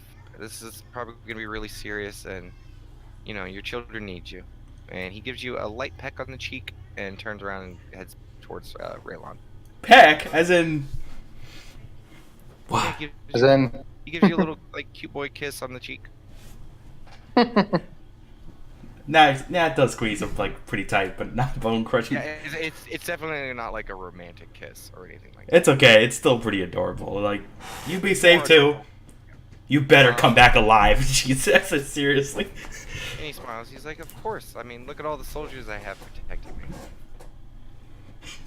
Be safe. I was going to say, before Daedalus goes, I was just going to say, "Oh, may fate guide your strikes." And then, okay. And may Bahamut's everlight always shine upon you. Or ever... God damn it, I fucked that saying way the fuck up. I think I know where you're going now. I'll just nod. May Bahamut's platinum scales ever shine upon your path. Nod. And he turns around and heads over to Raylon. And Conrad, you watch this whole thing go on, and Raylon kind of sighs as Daylock turns around and runs back for the hug, and he sees the little cute moment. He lets out like a little old man sigh, like, "Ugh, kids." Karen chuckles a little bit at that. And then Daylock runs over, and Raylon's like, "Okay, remember, keep the guard captain and his men safe. Keep towards the back of the fighting line. You're their lifeline, so make sure that you stay up." And Daylock's like, "Yes, Raylon. Yes, sir. Or not, yes, Raylon. Yes, sir. Of course, sir." And like he's given basically like that last minute, like kind of coach, kind of like dad speak of like, "Okay, do this. Make sure your shoes are tied. Don't forget your lunch money." And Daylock, "Yeah, yes, sir." And he's like, "Okay, well, have fun, kid." And Daylock kind of nods and starts heading towards the Imperial soldiers. And as soon as he meets with that group, they begin to break off and start heading west. Alright, Conrad kind of waves Daylock off as I assume Conrad goes to his group. Yep. And Raylon just tells you like, "Okay, yep, gather up your people. We're gonna start heading up south." Alright, sounds good. Conrad goes to the Onyx Circle. So he'll actually say, what happened. And Sid immediately pauses, stops, raises a hand. He's like, "It's okay, we know." Conrad's like, yeah. Conrad looks a little bit perplexed at that. He's like, "Huh?" Just Sid. Okay. Just Sid. Conrad just kind of gives a leery eye look at Sin. Okay. And then he's just like, "Let's get going then." I love how you guys have all just accepted at this point that Sin does weird shit and he just never explains it. Yep.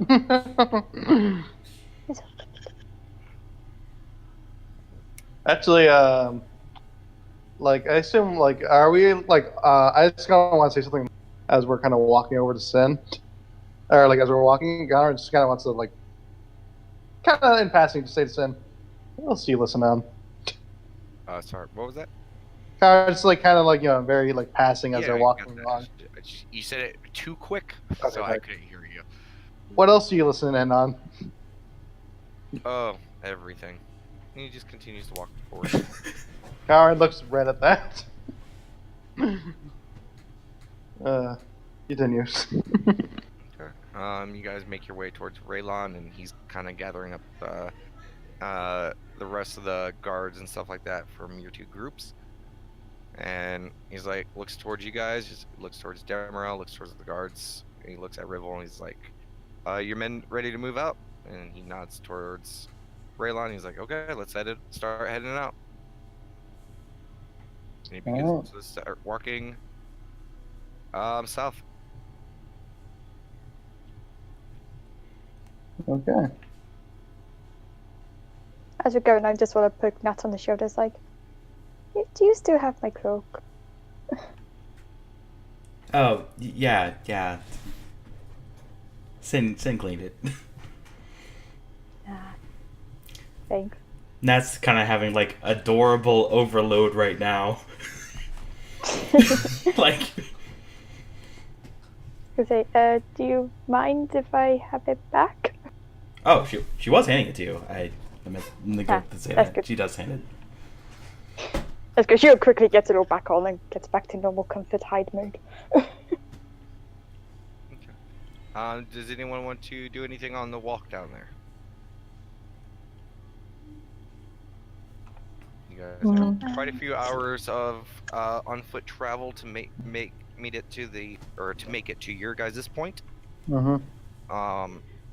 I mean, so you guys got like a good 4 or 5 hours ahead of you. Now we'll need all that time to recover from all the cute. Okay.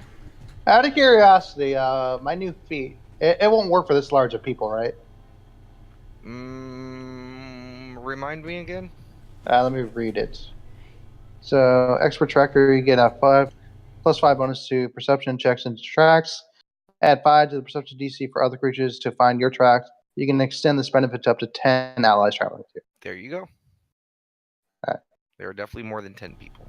Yeah, as I was thinking, like, so that I'm You will be thinking. able to hit up the Onyx Circle and the Platinum Band. Yeah, I'll do that then. Okay. Now, what are you exactly using it for, though? Well, I thought that was just like a passive thing. Do I have to do it actively each time? Kind of. Okay, never mind then. Think about it. It's expert tracker. It's you imparting your knowledge to help people with seeing things and noticing things. Okay, but that's like helpful knowledge for the future, though. So yeah, there's not really a point to it. Never mind. Yeah. I mean, if you guys are kind of like, if you guys are going to be moving at a slow pace, like keeping an eye open, that's like a good time to use it. Gotcha. I mean, you Okay. can use it.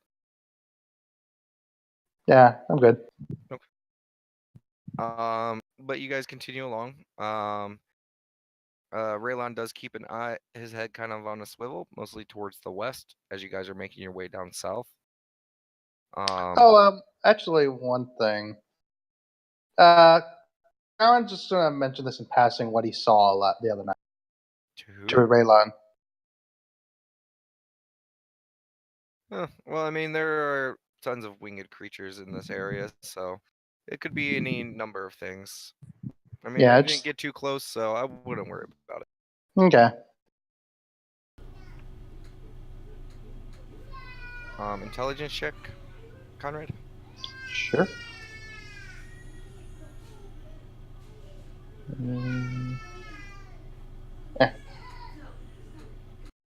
Okay. You guys continue to move along.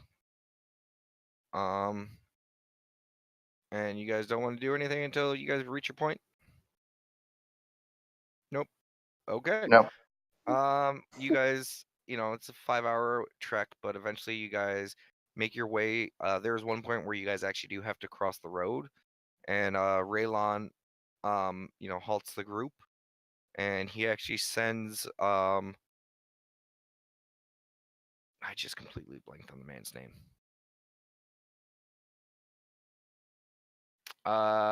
He sends Temerel, and he asks you, Conrad, to go sneak up to the road and just make sure that there are no passerbyers. All right, I will do so. Okay, give me a stealth check.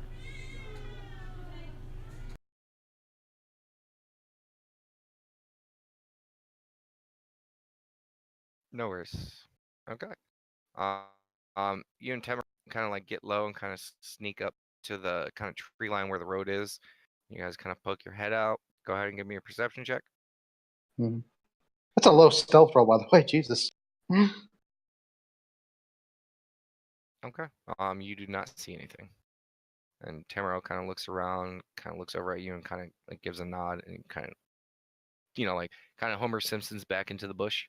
Yeah, kind of does the same and follows her. Oh, him. But you guys, yeah, it's Tamaro, not Damaro. Oh, okay, my bad. Misheard that. You guys make your way back to the group, and Raylon's kind of like looking there expectantly. Looks all clear to me. Okay. And he gestures for everyone to move forward. Mm-hmm. And you guys, as a group, move past the road and continue through the woods. After another good 40 minutes or so, you guys eventually reach a spot where Raylon is like, okay, well, this is your guys' point. Okay. I guess we'll start. Yeah, he turns towards you and reaches out his hand. Kind of takes it. I wish you and your team good luck. Keep your men safe, and do keep an eye out for the guards. They're not as well trained or as well versed as us. Thank you. But good luck, and hopefully we'll see you at the cave entrance in a day. Yeah, good luck to you as well. Safe travel. Sorry. I hope you all are safe. Is Raylon near us? Like, Yeah. Yeah, and Nat yells to Raylon, "You better come back!" It's like she's pointing at him. He kind of chuckles and looks towards Rivel, and he's like, don't worry, we'll take good care of your men.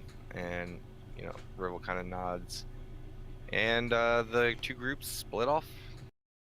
Raylon, Demerel, and the other guards that were under their stead are continuing their trip to the west. Okay. Karen will say, okay, yeah, everyone, let's get set up then. Rivel nods and he walks over to his men. Okay, start setting up camp. Remember, keep everything quick and quiet. Mm-hmm. And he looks back towards the group. He's like, do you guys think you could do that fire trick again? Yes, that'd of course. Be very useful. Nat, if you would so mind. I got it. She does it again. She's like, I got it. I got it. Cracks her finger and takes it in her bag. Yes. But you do so. Boop. Just boop it in. Big wind up just for a little.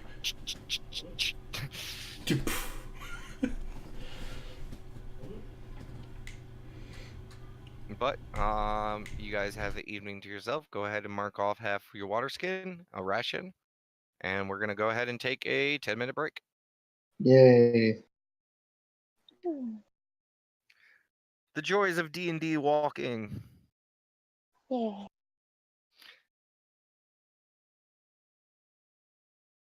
See, I'm telling you, Lord of the Rings should just do what I do, or what we do, and just time skip the boring walking parts. But that's most of the movie, right? Yeah. There'd be no movie. I know. Yeah. But then we also wouldn't have like 3 movies. We would just have like maybe 2 movies, and it would be clear and concise. Also, like, those guys, like, they just, like, straight up run for, like, days, and, like, it's insane. Yeah, I hate to say it, no one's gonna fucking do that. I was about to say, yeah, like, that'd be impossible. All your armor, all your weapons, plus all your food, all this other stuff, like, for days moving at the rates they were moving through the terrain they were moving through. Like, there's, like, some shots of them, like, hopping over rocks and stones and stuff. I'm like, God, you are wasting a lot of energy. I remember, like, what was it, Gimli? 3 days, no food, no water. He's like, and he's running a full sprint. I'm just like, good God, man. Yeah, a lot of Tolkien fans are like, well, magic and stuff. And I'm like, no, fuck you. Calories. Drinkable water. You need these things.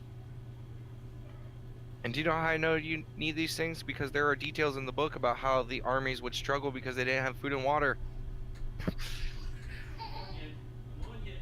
Unless being a part of the fellowship means you're immune to hunger and thirst. Which is a really big detail to skip over. Maybe that's what the ring does. Makes you immune to hunger and... No, it does not, because I if wish you it pay did. attention to Gollum, used to constantly eat fish, raw fish. Now I'm hungry and thirsty, even though I've just eaten and I've got drinks. Also, why the fuck do I know the dietary habits of Gollum? I'm more surprised raw fish made Ruya hungry. That doesn't sound appetizing to me. You've never I had had sushi before? Yeah, we've got sushi in the fridge at this current moment. Oh, no. But, like, I pictured Gollum eating raw fish. That's not appetizing thought. Sushi. Fair. Yeah, sushi. Have you ever had just raw fish before? It's No, I had delicious. sushi, yeah. No, I'm saying, but, like, I pictured the Gollum first. I didn't picture, sushi. I mean, yeah, the scales and stuff would be a little rough, but, Yeah. adds texture. Yeah, well, the little That's- fish bones, just like toothpicks. Okay. No way, you just crunch down on those bones. Good calcium. No, I had one stab me in the back for it once. It wasn't fun. That's why you chew your food. No, I just eat it whole. Yeah, I'm the last person who needs to say that. I don't chew food, I swallow it. You have no idea how many Doritos and other things I've had stuck in my throat going. I'm like, "Argh!" As it's slowly scraping its way down because I didn't chew properly.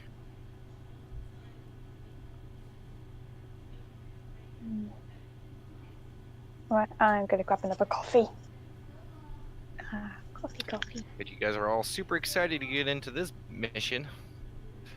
hmm Actually, I might get myself into a cup of coffee too.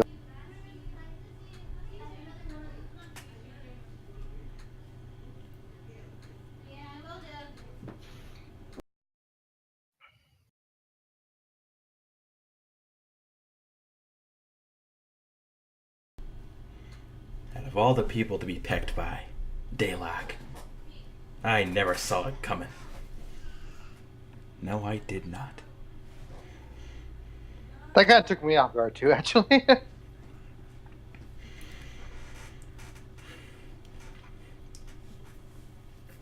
No, you guys haven't been hanging out, and then as soon as he gets to hang out with you guys have to go on a dangerous mission. He wants to say, he wanted to wish you luck. He's a pecker. Good to know. Good to know.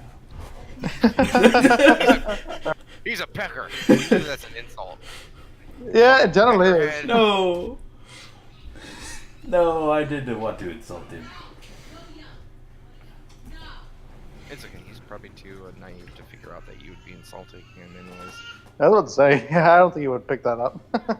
Hey, he's a precious boy. In character and out of character. Precious boy. They're like, oh, of course, I peck people from time to time. I have been known to peck around the neighborhood once or twice. Oh, gosh.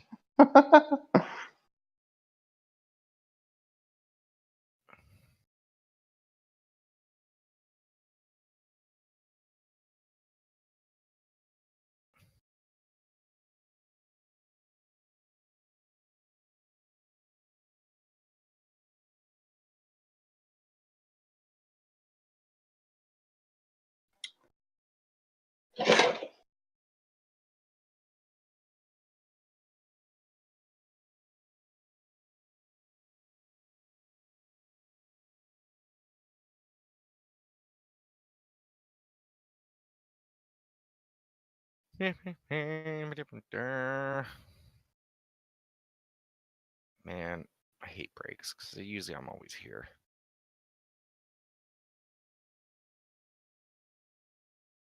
By myself. I should probably stop singing. We don't have many viewers to begin with.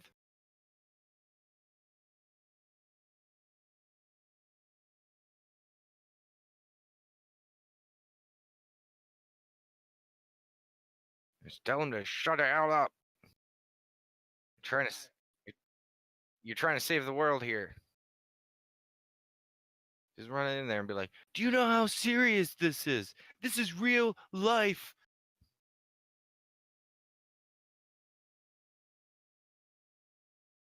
Yeah, I'd punch the kid in the face. D&D is life. I have an irrational fear of latex balloons. The smell gets on you, you know? No, and it was my older brother. He used to pop them a lot when we were kids. He used to love how I didn't like it, so he would do it. And other my parents would do it. I'm one of 5 kids, so there was at least one person being an asshole constantly. And I just always seemed to be the brunt of getting balloons popped around me. And when I was real young, it started something in me where I don't like being around latex balloons. It causes an irrational fear. I don't like it. It puts me in a fight or flight mode. My mom didn't believe me at this one point, and I literally had to tell her, I'm like, you move away from me or I'm gonna deck you. I'm gonna knock your ass out. She didn't want to believe that. I don't. Mm-mm.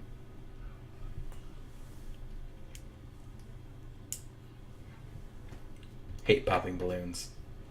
Don't know why they keep a collection of balloons in this house. There's always a balloon there. And that's why I've always told people, like, if you're throwing me a birthday party, make sure it's like those foil balloons. Those don't bug me. Latex ones do. There are foil balloons? Oh, yeah, those things, yeah. Yeah. This took me a second to comprehend that. Like, wait, what? And I'm like, oh, yeah, those stores. I've never actually learned what those are called, so I've always called them foil balloons because they have that foily background look. Yeah, as soon as you said that, I'm like, yeah, that makes sense now.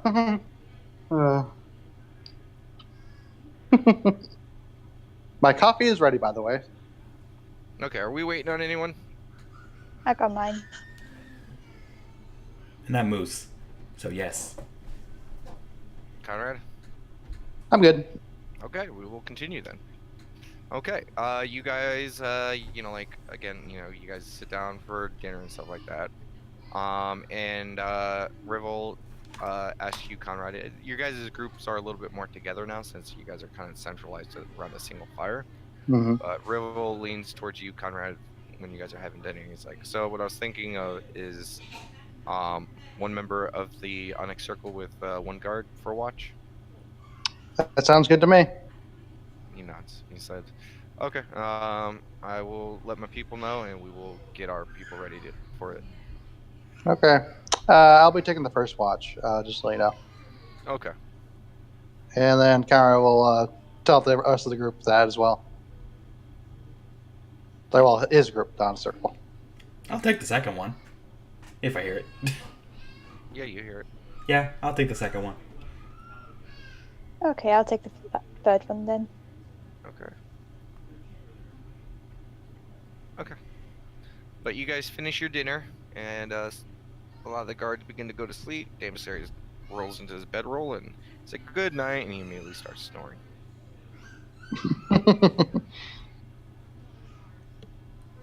Don't poke him when he's sleeping. He'll punch you. That says as she rubs her jaw. I'm surprised you haven't learned that by now, Nat. Kara says.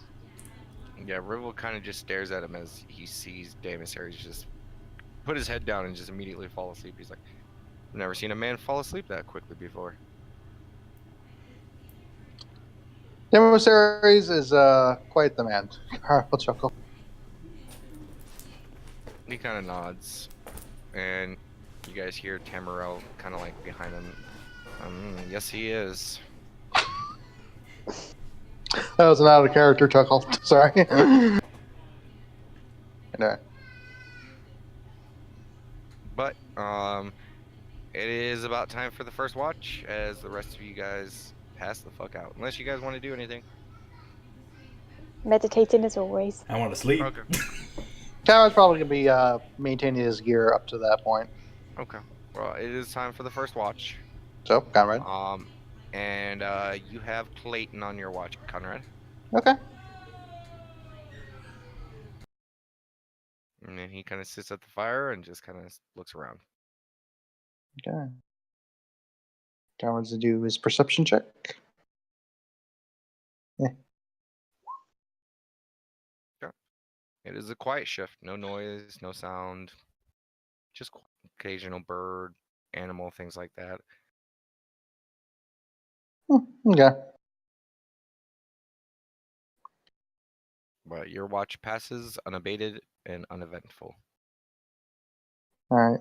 Time to wake up the next one, Conrad says. And Clayton kind of nods at you and gets up and walks towards the tent. Yep. Connor's gonna wake up Natalie. Okay. I'm up. Other than the report, Connor goes to bed.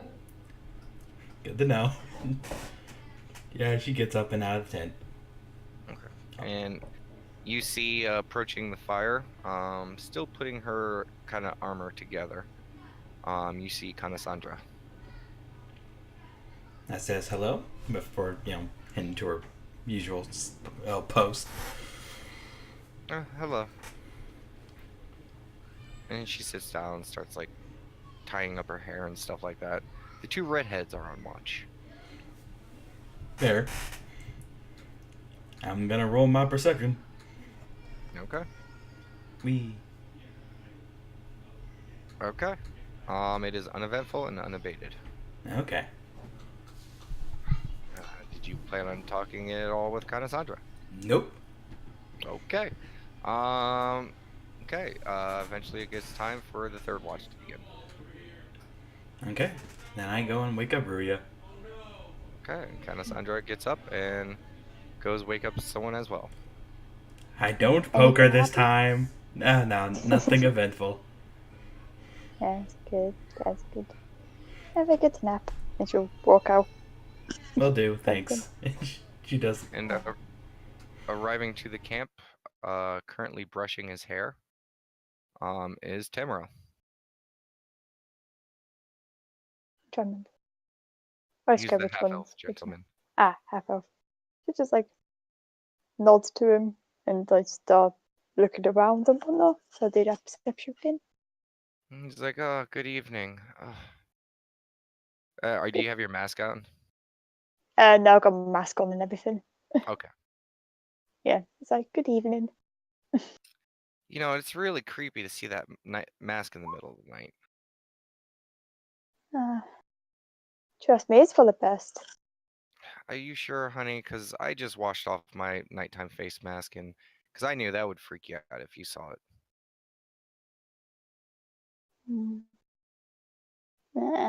I think keeping this mask on might be better suited for old times. It's just us girls. You don't need to worry about it.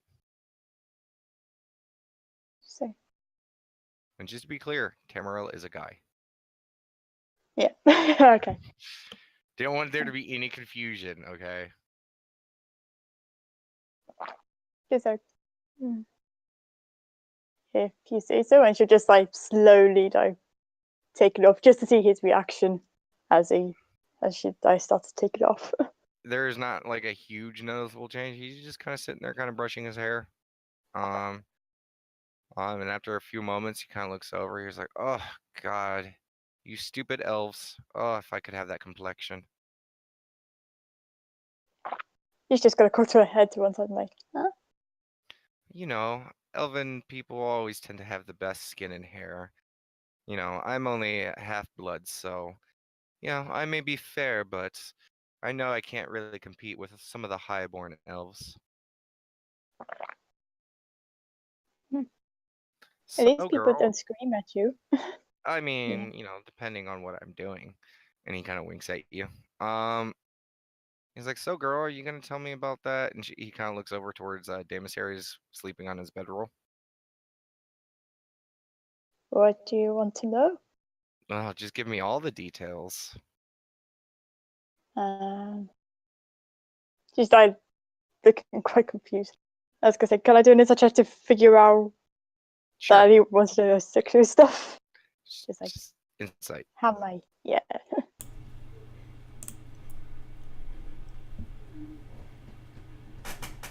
Girl, give him the stats. Yes. He has a decent charisma, a decent strength. Tamarel is looking like Damasaries, like a man who just went through the Sahara Desert for 2 weeks and has just came upon a fully cooked ribeye steak and just a large thing of water.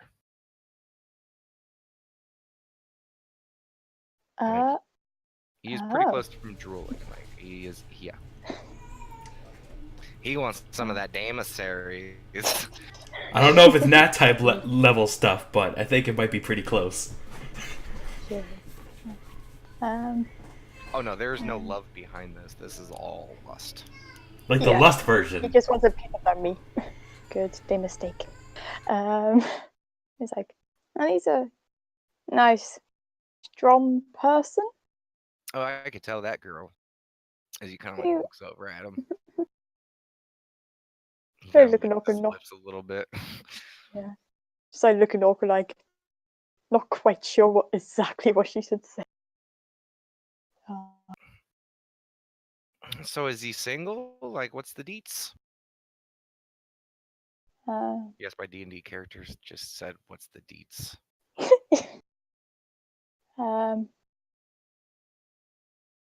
I think so, and I think he had a thing with an orc lady, but I don't know how serious that is.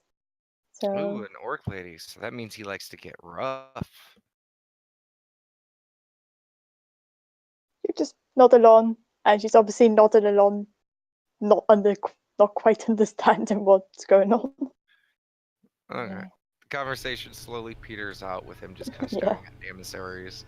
But your watch goes unabated. There's nothing crazy going on. Just the brushing and the priming of, one half-elf Tamaro. Oh god, that was hilarious. Sorry, I had to mute myself really badly. What was so funny about that, Conrad? I was don't know. just showing that there are characters who have feelings, wants, and desires outside of, just the players. Oh no, I'm totally aware of that. I'm just saying it's funny seeing, the, really, like, oh, look at that tall drink of water, man. Like, what's the needs? And just Ray's like, I don't know. Kyra likes the character. He likes the character. I know. That's Yeah. I try to make good characters. Yeah, so she's a naive girl, naive and innocent. That's why. Exactly, it's when I heard perfect. that Maria was on the third watch, because I'm like, well, Tamaro's on the third watch, so this is gonna be interesting. Okay. But your watch goes on, and there's nothing new, nothing crazy or anything like that. And on your third hour, the sun begins to rise, and then it's the end of your watch. As Best wake up the others. yeah, there are some people who are already starting to stir awake. Honestly, with the short travel day that you guys had the day previous, you guys are pretty well rested. So around this time, you guys will probably just naturally wake up. I Nah. could put my mask back on. Okay. So just wake up in any order you guys see fit. I'll just kind of stir awake, like, That just then he'll. gets up a little, gets up, waist up, just like stretching her arms up in the air. It's probably hitting the tent a bit because of how small they probably are. It's like, eh. But go ahead and do your thing. Yeah, no, I'll just like get up, say, I see. Did Ruria go back to her tent, or is she still there? I mean, she's No. just sitting out there. Still there. Okay. Yeah, so I'll just say, anything to report? Like he's like scratching his head or whatever. Just like, is there anything there? She's just gonna look at Tamriel, then look at emissaries and be like, nope, nothing. Okay, Conrad. Then You just look like, at Tamaro Conrad, and he is sitting with his hand, or his two hands up, with his chin just in his hand, staring at the sleeping demissaries like a schoolgirl. Conrad took a little bit. Okay. With what he said the previous night and what you're saying right now, you can put two things together. Yeah, Conrad can see that. Okay. Easily chuckles. All right. And then he'll just get ready for the day.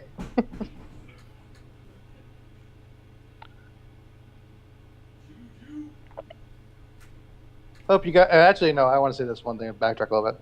Conrad was just say.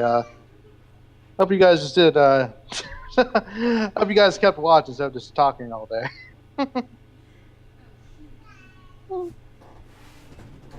He looked around. He says it in a joking tone, by the way. Yeah, I Tamaro know. kind of like pauses from looking at demissaries and goes, "Oh, I was watching all night." He He's chuckles. just nodding. Again, awkwardly nodding. But at this point, the guards are getting up. They're eating breakfast and stuff like that. You guys have the day to yourselves. Yep. Anyone want to do or anything?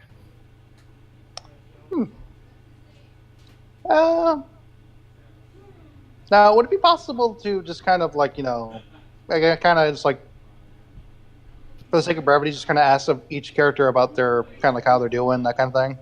What do you mean? I don't know, just like kind of do like a brevity, get to know these characters a bit. There's no brevity get to know anyone. Fair enough.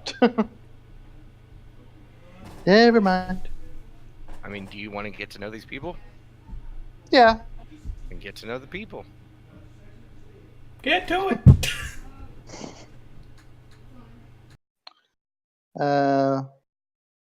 So Conrad will. I'll give you a little RP hint. If you want something to be done RP wise and brevity, set it up in a way to where it would be brief. Yeah, that's the thing. Like, I'm just trying to think how to do that. Never mind. Okay, Conrad decides, fuck these people. Shut up. They're just meat shields anyways. Fucking NPCs. Ugh. Don't worry, I'm gonna kite all the mobs into them. I was gonna say, I'm just gonna like go up to Demiseries and just like poke him on the shoulder. Like, here's attention. Ruri, careful. Oh, Demiseries is awake. Oh, thank goodness. Demiseries looks up at you. He's like, yes.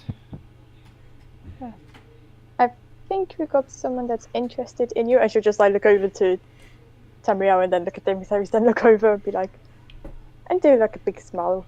Well, can't tell. Yeah. Okay. I'm not a very interesting person. Someone disagrees. Oh. Just as you could not fully understand the subtleties of things, Demiseries has the look on his face like he has no fucking clue what you're talking about. Have a chat with him. And she'll just like walk off. Okay. At a character, you said someone finds you interesting, and then you said go talk to him. Like... Yeah, he didn't really. Right. I know. What is Nat saying? I know they don't know. What is Nat saying? What was that? I said, what was Nat saying? I mean, you just saw Rhea get up, talk to Demiseries, and walk away. Perception to hear it? Sure. Yay.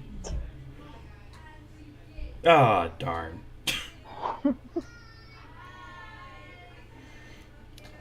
You can't make it out.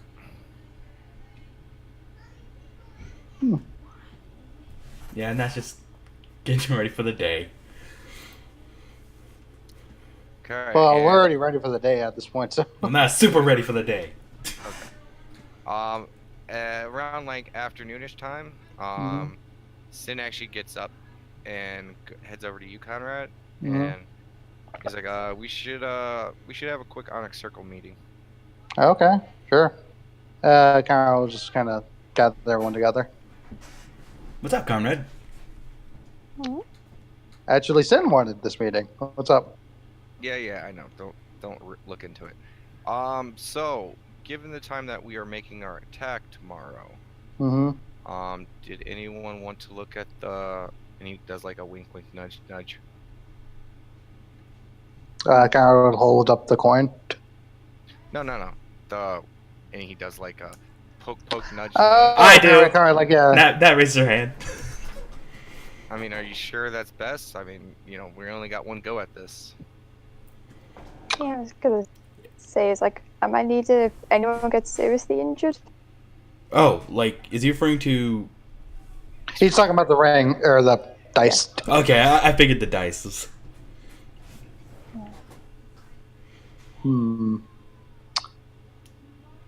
I guess it would depend on what we're going to be facing.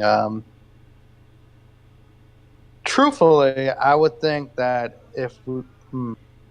I would think that might be the way to go. And Sin pauses. He's like, well, I mean, honestly, whoever does it should be whoever has a good view of the situation in the fight. Because whoever uses it needs to be able to see everything that's going on to know when to use its power. Well, in that case, I'm best at range here. And that nod's like, fair. Yeah. He's like, okay, Sure come over enough. here, big guy. And Daemosaurus comes over and he's like, get down. And Daemosaurus kind of like crouches down a little bit, and Daemosaurus rummages through the bag, pulls out the lead box, and he hands it over to you, Conrad. He's like, you may need to go wash off those pants, Conrad, as he winks at you. Conrad just like gives him a look and then. God, I can't believe you fucking made a mess all over yourself. Oh, you're such an embarrassment over the Onyx Circle. Lips him We should off as he all walks walk- away. We should all walk away in disgust and how disturbing our party member is. Conrad, how could you? That's gonna get to it.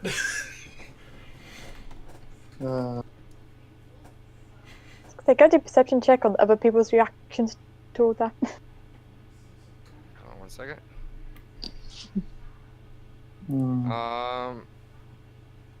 Sure. Yeah.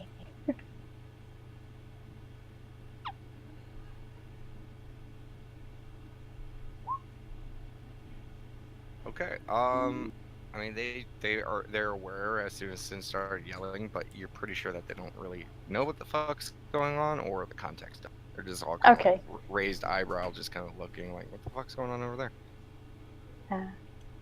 Clean Right, yourself please, up.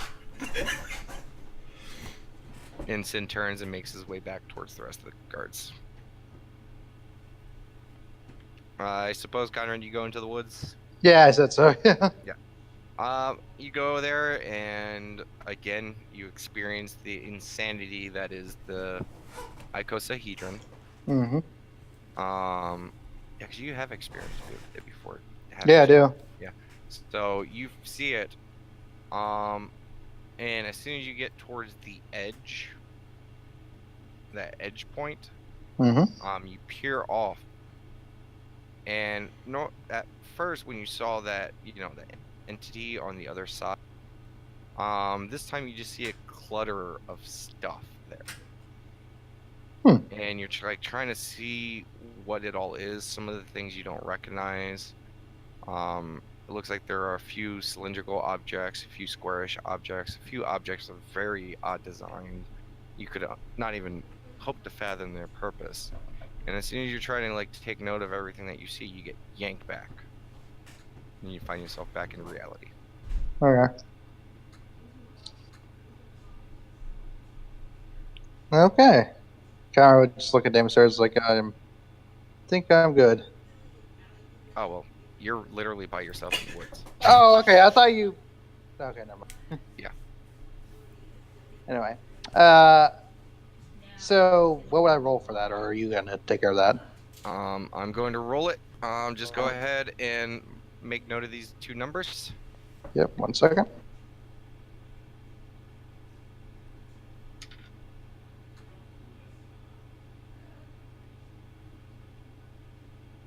You ready? Mm-hmm. 4 Okay. and 10. Okay. Interesting choices. It's not a choice; it's a roll. Well, I know. No, I'm saying like for Okay. me. Yeah, I get what you mean now. Yeah. Okay. Conrad's back. Okay.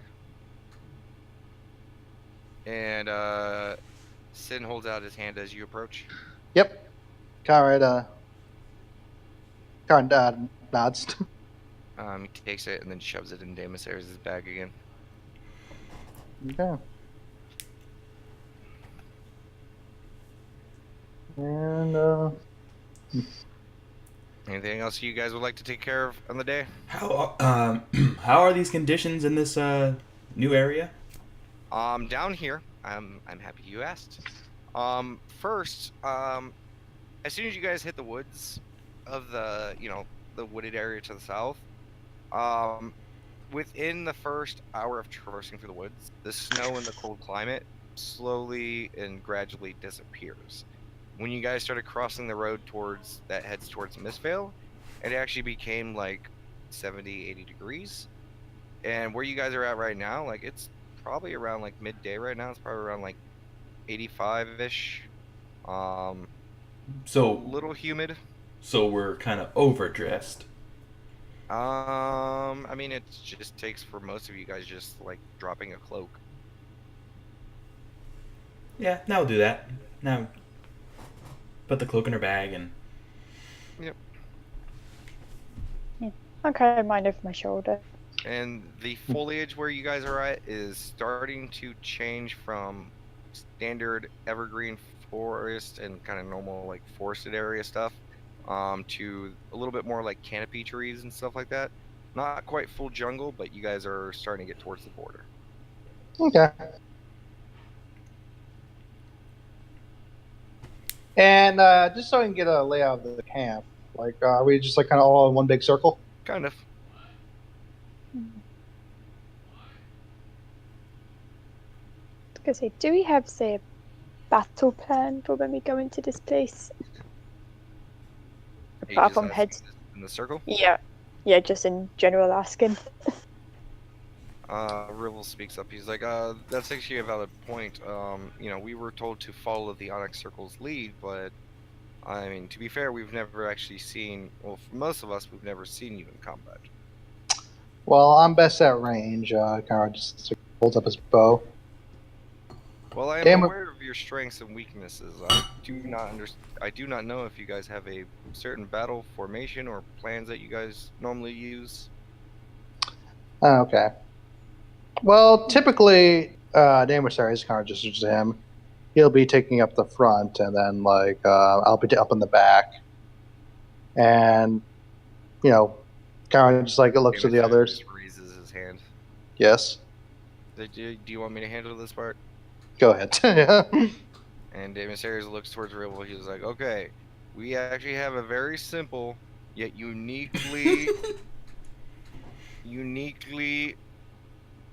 integrated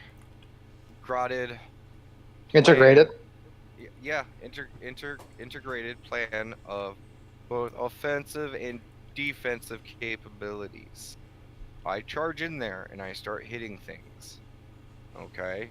If things get past me, you guys who use your swords and stuff and, you know, fight up close like me, you just fill in the gaps. And these people back here with their magics and arrows, they take out the stragglers and anyone who tries to get past us. We are entering in a gate, so hopefully we will have a funneled section, so I will try to move in there as quickly as possible. You guys make sure no one comes around us from behind, and, you know, all your ranged people, just make sure that if someone's shooting me with an arrow, you shoot them first. And Rivel pauses, and he's like, you know, that is quite simple, but I think we could follow that pretty easily. Now it's giving Damon Sayers a thumbs up, like, you got it.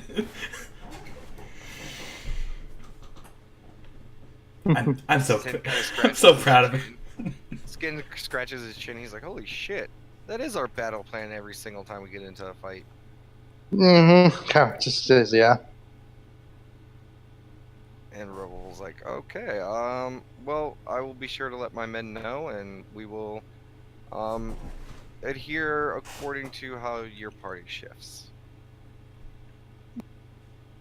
As I say, don't fix what ain't broke. This is true. Of course, yes, we will just follow your guys' lead and provide support where we see fit. Out of curiosity, kind of will just say, so what are your guys' strengths here? Well, most of us are martial practitioners.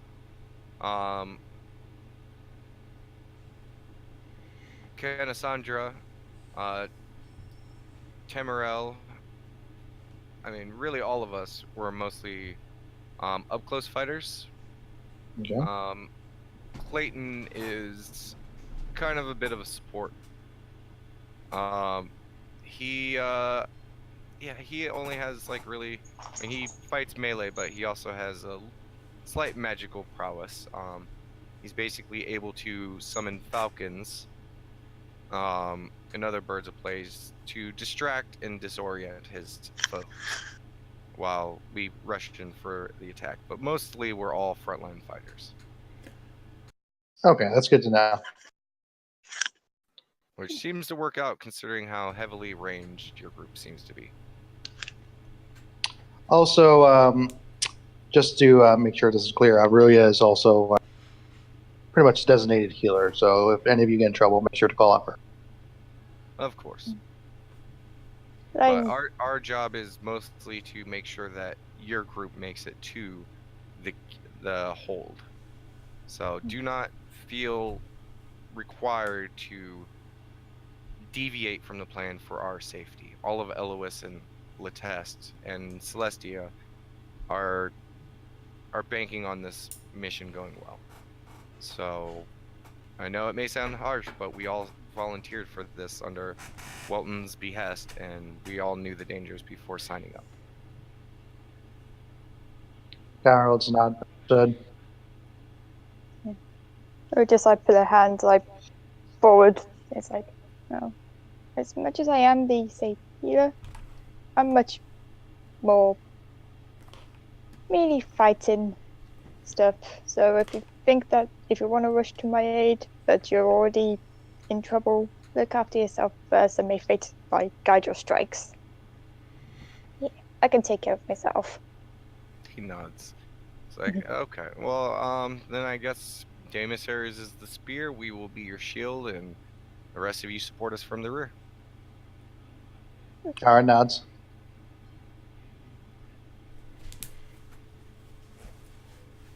Not Well, good. if there's nothing else, I think me and my men will just try to relax and get ready and mentally prepare for tomorrow. Okay. Sounds good.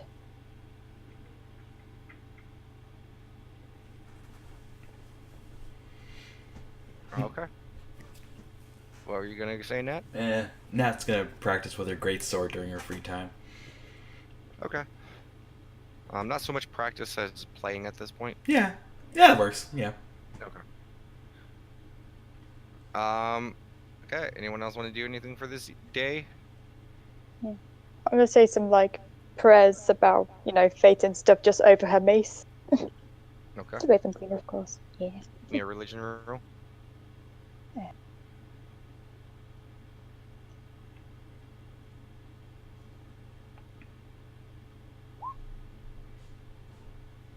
Okay. As you're sitting there in meditation and just kind of like praying to the Raven Queen, you hear a raven call. Roll me a Okay. perception check.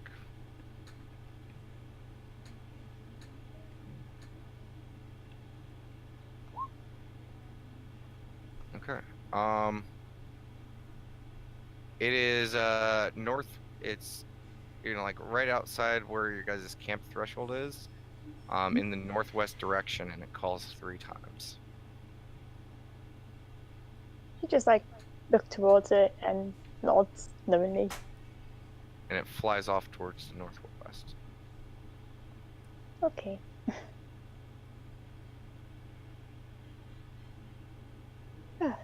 Okay. Basically, Yeah.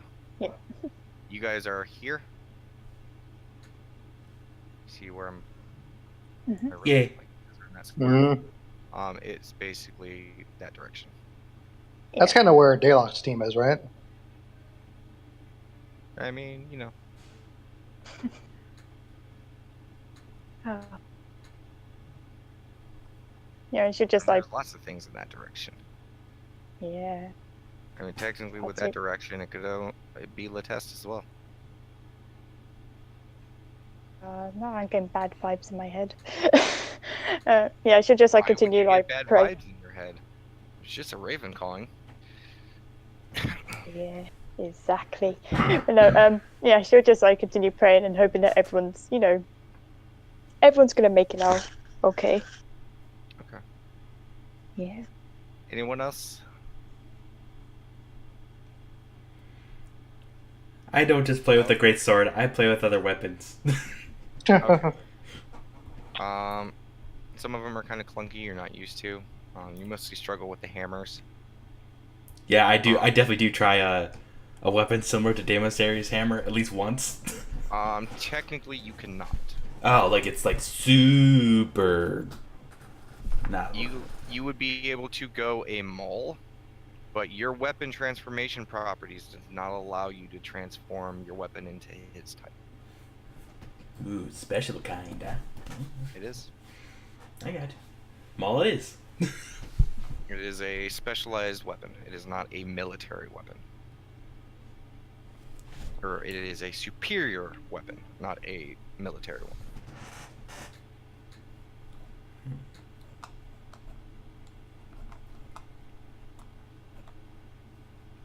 And Conrad's doing nothing. He's just relaxing. Okay. You guys go throughout the day, evening time. Comes time for the watch. We'll just use the same watch order. Do you guys want to do anything on watch? No, not really. And I assume because this would be the day after, right? Well, this is the day that you guys are basically the night before you guys launch the attack. Exactly. So Conrad, would Conrad have to take the third watch technically? 'Cause watching out for that signal. Sure. Okay. Always remember, you guys are taking watch early, so everyone will be up before. Yeah, that's right. Yeah, because that's when we move. Yeah, so Same order. you can basically okay. Conrad, your watch. Okay. Sorry.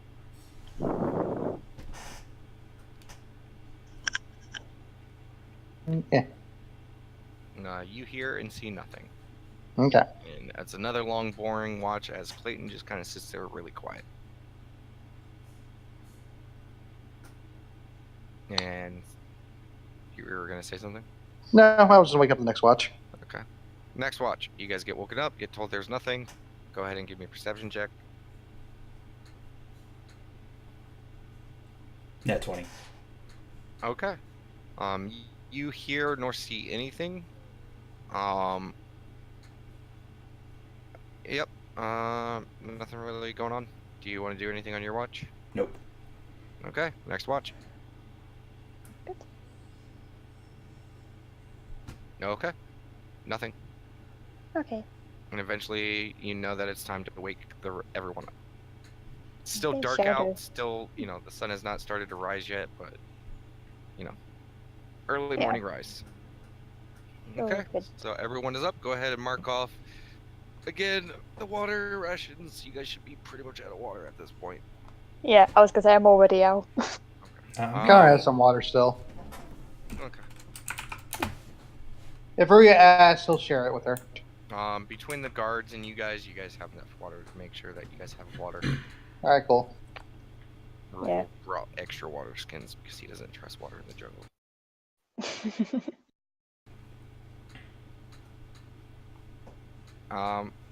Okay, but you guys are all awoken, and eventually the sun begins to start to turn, or the sky begins to start getting those kind of like soft in the towards the horizon, and as soon as the sun begins to crest over the trees, Conrad, you have the coin in your hand and it shines brightly. All right, Conrad would say it's time to move out then. Yeah. You guys begin to head west. You guys get onto the road. And as soon as you guys get to the road, Rivel looks over to you, Conrad, and he says, should we set up marching order? We should, yeah. What's the marching order then? Conrad will,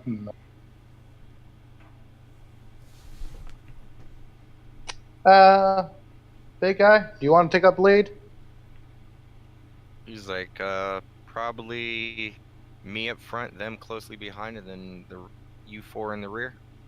Sounds good. We should probably keep Ruria centered on the second line. Yeah. Yeah. And That'd be Rivel, best. Rill speaks up. He says, well, if that's the case, then I guess we could move Clayton to the rear line as well, so we have an even stacking. Okay. Let's head out. Okay. You guys begin to make your way. And as you guys approach, it gets more and more humid, a little bit more wet. A lot of the trees again start turning a little bit more canopy-like. But eventually, you guys make your way along the road, winds back and forth a few times. As the road splits, one going south, one going towards Mistvale, it's hard to see like down the road towards Mistvale. It constantly winds back and forth. And as you guys get closer to it, the forest and the foliage around here gets denser and denser and denser the more you get over there. And the simple kind of like just trekked path that goes through this area, eventually you start seeing like stones in the ground. Very old, mostly buried, moss and other, types of plant life growing over it. You basically see the workings of a once old road that has long since withered and is barely recognizable. But as you get closer towards the city, you see more and more stones like that.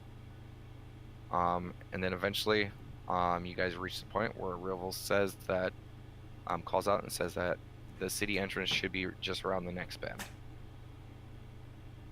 Okay. Are we all prepared? Guys, just looks at everyone. Damasaries nods. That nods. Nuts. Sin reaches in his backpack, pulls out his spell tome, and he just holds it in his hand. All right. Let's get going then. Damasaries looks at you. So, are we charging in? Like you Shock said, and just awe. around a bit. You said just around this just up to this bend, right? Rivel nods his head. Is there? Is it just like straight like a clearing, or is there a way for me to peek just so I can see what we're looking at? As soon as we turn that corner, we will be face to face with the front gate of their place. Then shock and awe it is. He nods. And Damasaries is like kind of cracks his knuckles. He's just like, I can do that. All right. Okay. And as you guys turn the corner and begin picking up your pace, you guys see the corner and you know what's after it.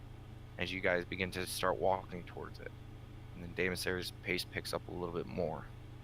And a little bit more until he's basically not in a full run, but like a very fast paced run. Like fast walk kind of run. Mm-hmm. And immediately, like, Damasaries is the first one to turn the corner, and he begins to start yelling at the top of his lungs. You've seen this before when he charges into battle. And right behind him are the guards, and they kind of see him do that, and they kind of like, Cassandra pulls out her sword and kind of clanks it against her shield, and she begins to start picking up pace. Tamarel pulls out his long sword and prepares it. Rivel pulls out his sword and clanks his against his shield. And they're all getting pumped up and ready to move out as you guys turn the corner.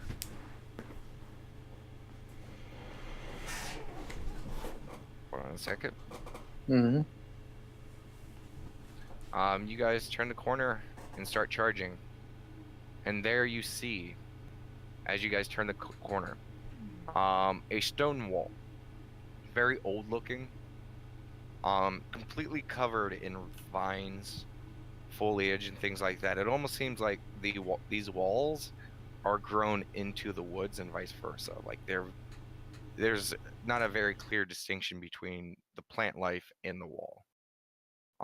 And right in front of the wall, you see I can't remember what they're called, but they're not punji sticks, but the spiked fence walls. You guys know what I'm talking about? Like barricades, kind of like that kind of thing. Like barricades. There's spiked barricades. Yeah. You see 3 of them. There is no gate to this this wall. It Mhm. is just opening, and it looks like they put up these barriers to kind of like shore off the front. Mm-hmm. And as soon as you guys turn the corner, it's hard to see through the barriers, but you see a few people through them. And immediately, as soon as you guys turn the corner and start charging, you hear them yelling. Call the alarm! Raise the alarm! Get over here! We have intruders! Bring up the defense! Ah! You know, just start all this battle noise getting ready, and you see Damus Harris pick up his pace as you guys begin to charge the front of the city.